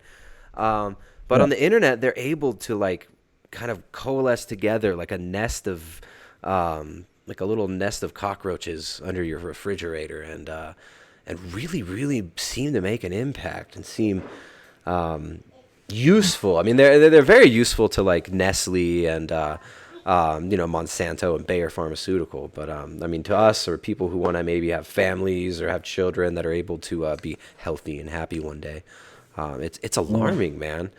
What do you think? Why do you push against it, Bart? Why is it? It's not. Is it for the Patreon money? Are you just in it for the shekels? Or are you in it for something deeper, Bart? We gotta know. The audience wants to know. Yeah. If I was in it for the money, I mean, I would have just stayed where I was in academia, frankly, and I would have taken the sort of 80 to 100 grand a year, and I would have shut my mouth and I would have said what they wanted me to say out of the textbook. Yeah. Because that was a pretty good deal to be on. You could get on TV, local TV, every once in a while, lecture people on how not to have babies and climate change is bad, don't breed, pay carbon taxes. Yep, all that kind of stuff. But at the end of the day, so, you know, if I was out for the money, that's what I'd be doing. I'd still be there doing that. And I would have just pulled my head in and done what I was asked to do. Vegan Carbo Raiders thinks that you're in it for very nefarious reasons. This is part of why I asked, because some of these vegans are, I mean, they're really looking at you with trepidation, Bart. They think that you're. They are. Yeah. Why do you think they're so triggered by you? I think they feel threatened by me because I have some credentials, because I have a publication history in the literature longer than your arm, because I've done external consultancies with major multi-million-dollar organizations, because I kind of have some kind of credence, some kind of gravitas But they have Dr. Greger and stuff. I mean, they do appeals to authority with. They got Joe Kahn. Yeah. They've got. Yeah. You know. I want to debate both those guys any nice. day of the week. Greger or Joel Kahn or both at once. I would destroy those guys. I don't know, man. Because they are bullshit. Would you arm wrestle Dr. Greger? I'm getting triggered. Would you arm wrestle Dr. Greger though? Oh God, I wouldn't want to hurt the boy. It's like the wishbones. Yeah. You snap those little wishbones. Oh, he'd great. Yeah. Oh, squeak.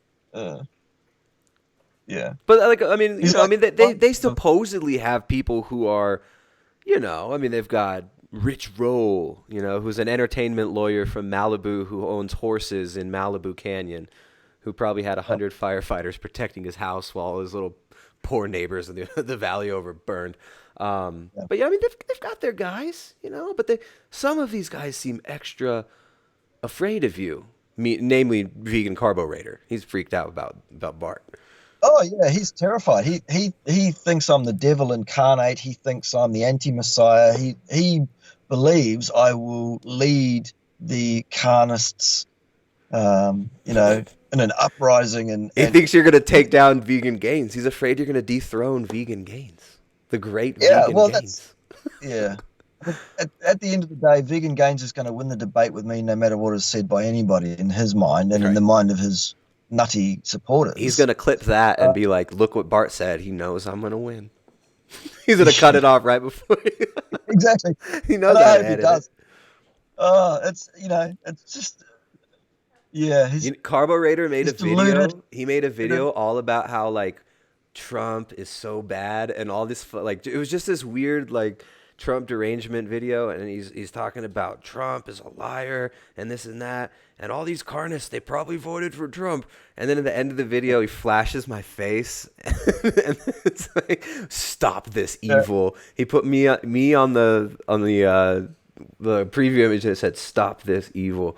I want to have him on. Maybe I know you're watching right now. You're probably streaming me talking about you because he restreams me sometimes. Carburetor, you should come on and talk, man. I like you. You're a great representation of veganism. You should come here and make your case, buddy. You're invited. Yeah, perhaps he should get out of bed to make his videos, though. I mean, really. No, I want to snuggle up in bed when we do the video. I'll be in bed too. We'll both be in bed. We'll be in our PJs. Yeah, but I think that Gary is. He's funny. Projecting.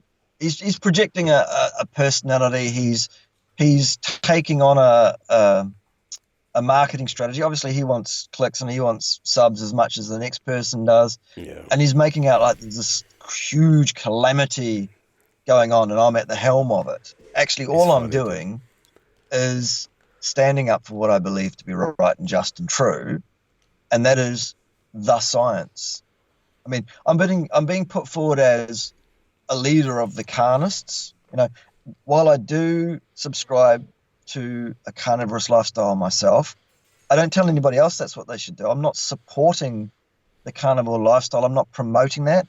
What I'm promoting is correct interpretation of the scientific literature, and I'm standing up against people who are abusing that literature for their own ends, like Richard Burgess. Yeah. Like Michael Greger, like these guys that then Dr. Michael Greger out of a paper completely out of context and say, look at this absolutely proves the point that I want to put forward, and then I'll suffix that with some really well thought out statement like, facts and logic will destroy carnist nonsense every time. God. They have armies. They have armies of repeats too that will do the same the same comments over and over again. Yeah, they orchestrate these out of Discord servers, and they have hundreds of little rats running around doing the bidding. It's really silly. I do like Gary Carburetor. I think he's funny. I mean, I can't watch more than a few minutes of his videos, but just the aesthetic and the style of his video, it's the funniest thing, man. It's just really funny. I love it. Like the way that his house is organized and stuff. It's so vegan. It's so California, right? It's like, I'm always waiting for his mum to come down with a plate of sandwiches or something. yeah, the meatballs. I want a vegan meatballs, mama. Good boy, Bubby. Good boy. That's so funny. Yeah, the vegan community is a funny thing, man. It's like, yeah, people who don't matter will come on my channel and get banned by saying shit like, "Why you hate vegans? Why are you such a hater?" And I mean, these people don't understand the bigger picture. It's like, the shirt says "Eat meat, make families," right? And I'm not saying everybody needs to eat only meat, everybody needs to have kids, but it's like there is a total onslaught in our culture against our ability to provide food for ourselves, to provide education and food for our children, to even have children. And your ability to eat meat is under direct attack. And in the next year, 2019, The Economist already called it the year of the vegan, because The Economist knows that the Fortune 100 is going to unleash billions of dollars more of propaganda telling you eat meat bad. Hashtag eat meat bad. Over and over again, they tell us this shit. They tell us don't procreate, don't have children, put your kids in the public education indoctrination centers, let them take it to the face. When they don't want to listen, they will be put on drugs. They will be vaccinated when we say they will be. You cannot question what's in these vaccines, and we'll give you as many as we want, and we'll vaccinate your kid, or they're not going to come to the public schools here in California, where we moved away from almost 10 years ago now because we saw this shit coming. Now it's just like, damn, like what? How do you even, I feel bad for the people that are in this stuff. So anyways, I don't think Bart hates vegans, and I don't hate vegans. I'm here running a vegan rescue operation. We're here to help you folks. We are a vegan sanctuary. You know how many vegan YouTubers have emailed me and told me that they've been consuming meat, but they can't come out about it yet. I talk to these people on almost a daily basis. It's not that we hate vegans. It's the ideology is damaging to not only people, but to our culture. So, my thing is absolutely, I do not hate vegans. I hate misinformation, and I hate people trying to control other people. And so that's what I'll stand up against every time. Yeah. And if I have to use science to undercut the nonsense, then that's the tool I use. That's what I'm trained in. Yeah. Exactly. He's bringing his skill set to the table, guys, and it seems like he has refined his skill set and sharpened his sword, and seems like Bart's ready to take on the orcs, the hordes of the grazing orcs. My sword is fully glowing blue. Right on, man. Well, Bart, I'm sorry for the miscommunication on the time. We'll have to. Yeah, man. I mean, if you ever got something you want to chat about, we can always do it again. But I've been streaming for almost 3 hours now, so I think we're gonna go ahead and wrap up the stream now. Any closing thoughts, Bart? Where can people find you? If you do a Google on Nutrition Science Watchdog, you cannot miss me. Okay, I have a YouTube channel. It's called Bart K Nutrition Science Watchdog. That'll come up straight away if you Google Nutrition Science Watchdog. Find me there. That's a good place to start. If you want to support what I'm doing in terms of the Patreon thing, absolutely that's welcome. I have given up $100,000 salary to do what I'm doing, and so I am living on credit pretty much. So, any and all support is welcome there. And my Patreon site is Bart_K, BART_KAY. You'll find me there as well. Let's get the subs up. Let's get it happening. I am that close to pinning Richard Burgess down to giving me an actual date. He's probably ferreting and scurrying away feverishly at the moment, trying to find something he can use. He's so busy. You know how hard that guy works? He's so busy. He's so busy. Oh, he's so busy. Yeah. He's got video games. He's got a dog in a cage in his small apartment, bunnies in cages in his small apartment to feed. He's got babies to stomp. You know how many freaking babies there are to stomp. Like there's only so much time in the day, man. You can only, So you'll get it eventually. and then he's got veggie fests to attend and people to murder there, and all sorts of stuff going on. Yeah. He's a busy man. Yeah. But eventually, So, no, you guys are gonna do it. I can't wait to see that one. Yeah, I'm looking forward to it, and I'm really going to have fun with it. I'm going to enjoy it. People have been saying they think they know how this goes. They think they know how I'm going to behave. They think they know how Richard's going to behave. They've already got the thing decided before it even starts. You are going to be. They have no idea what's coming though, because Bart's gonna surprise everybody. What could you do that would you? I'm trying to think of like the most offensive thing. Bart's gonna do the debate in blackface. Okay.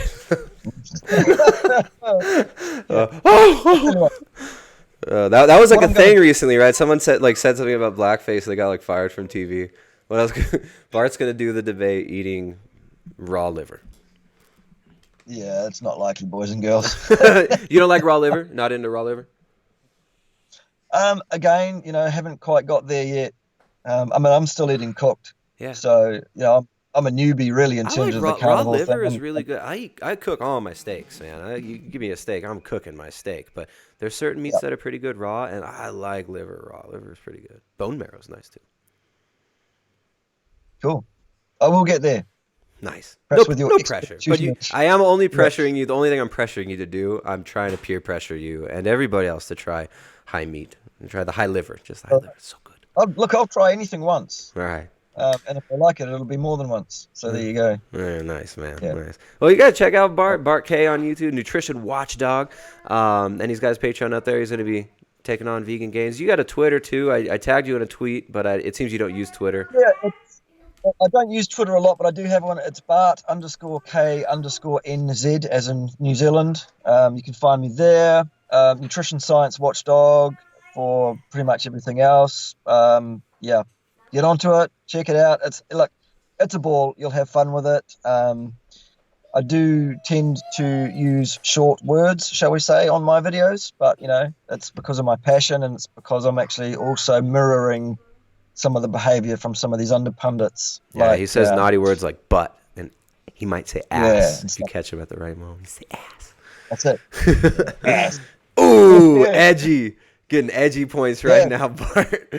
Nice, man. I'll tell you what, the most offensive thing that you will see me do to the vegans is deal with their bullshit using facts and science and logic. Oh, you bastard. Hate speech. You're going to get reported for hate speech, man.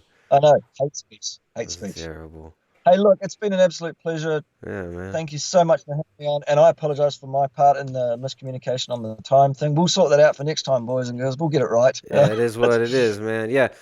So, yeah, everybody, I'm going to end the stream. We got the next Keto and Carnivore Collective is starting on January 6th. Enrollment's open this week. Actually, this is the last week to enroll for that. There's actually been a lot of early enrollment. Usually everybody enrolls the last week for the Keto and Carnivore Collective, so that's our group community coaching. It's going to be really fun. That's starting on the 6th of January. You can find more at primaledgehealth.com. Make sure to check out Bart K. And get off the soy. Stop being socially engineered by a freaking television. Get out there. Get in the sunshine. Get your feet on the ground. Get in the ocean. Get in a river. Talk to your neighbors. Take control of your communities and your health. And I'll see you next time. Eat meat and make families, guys. Peace. All right.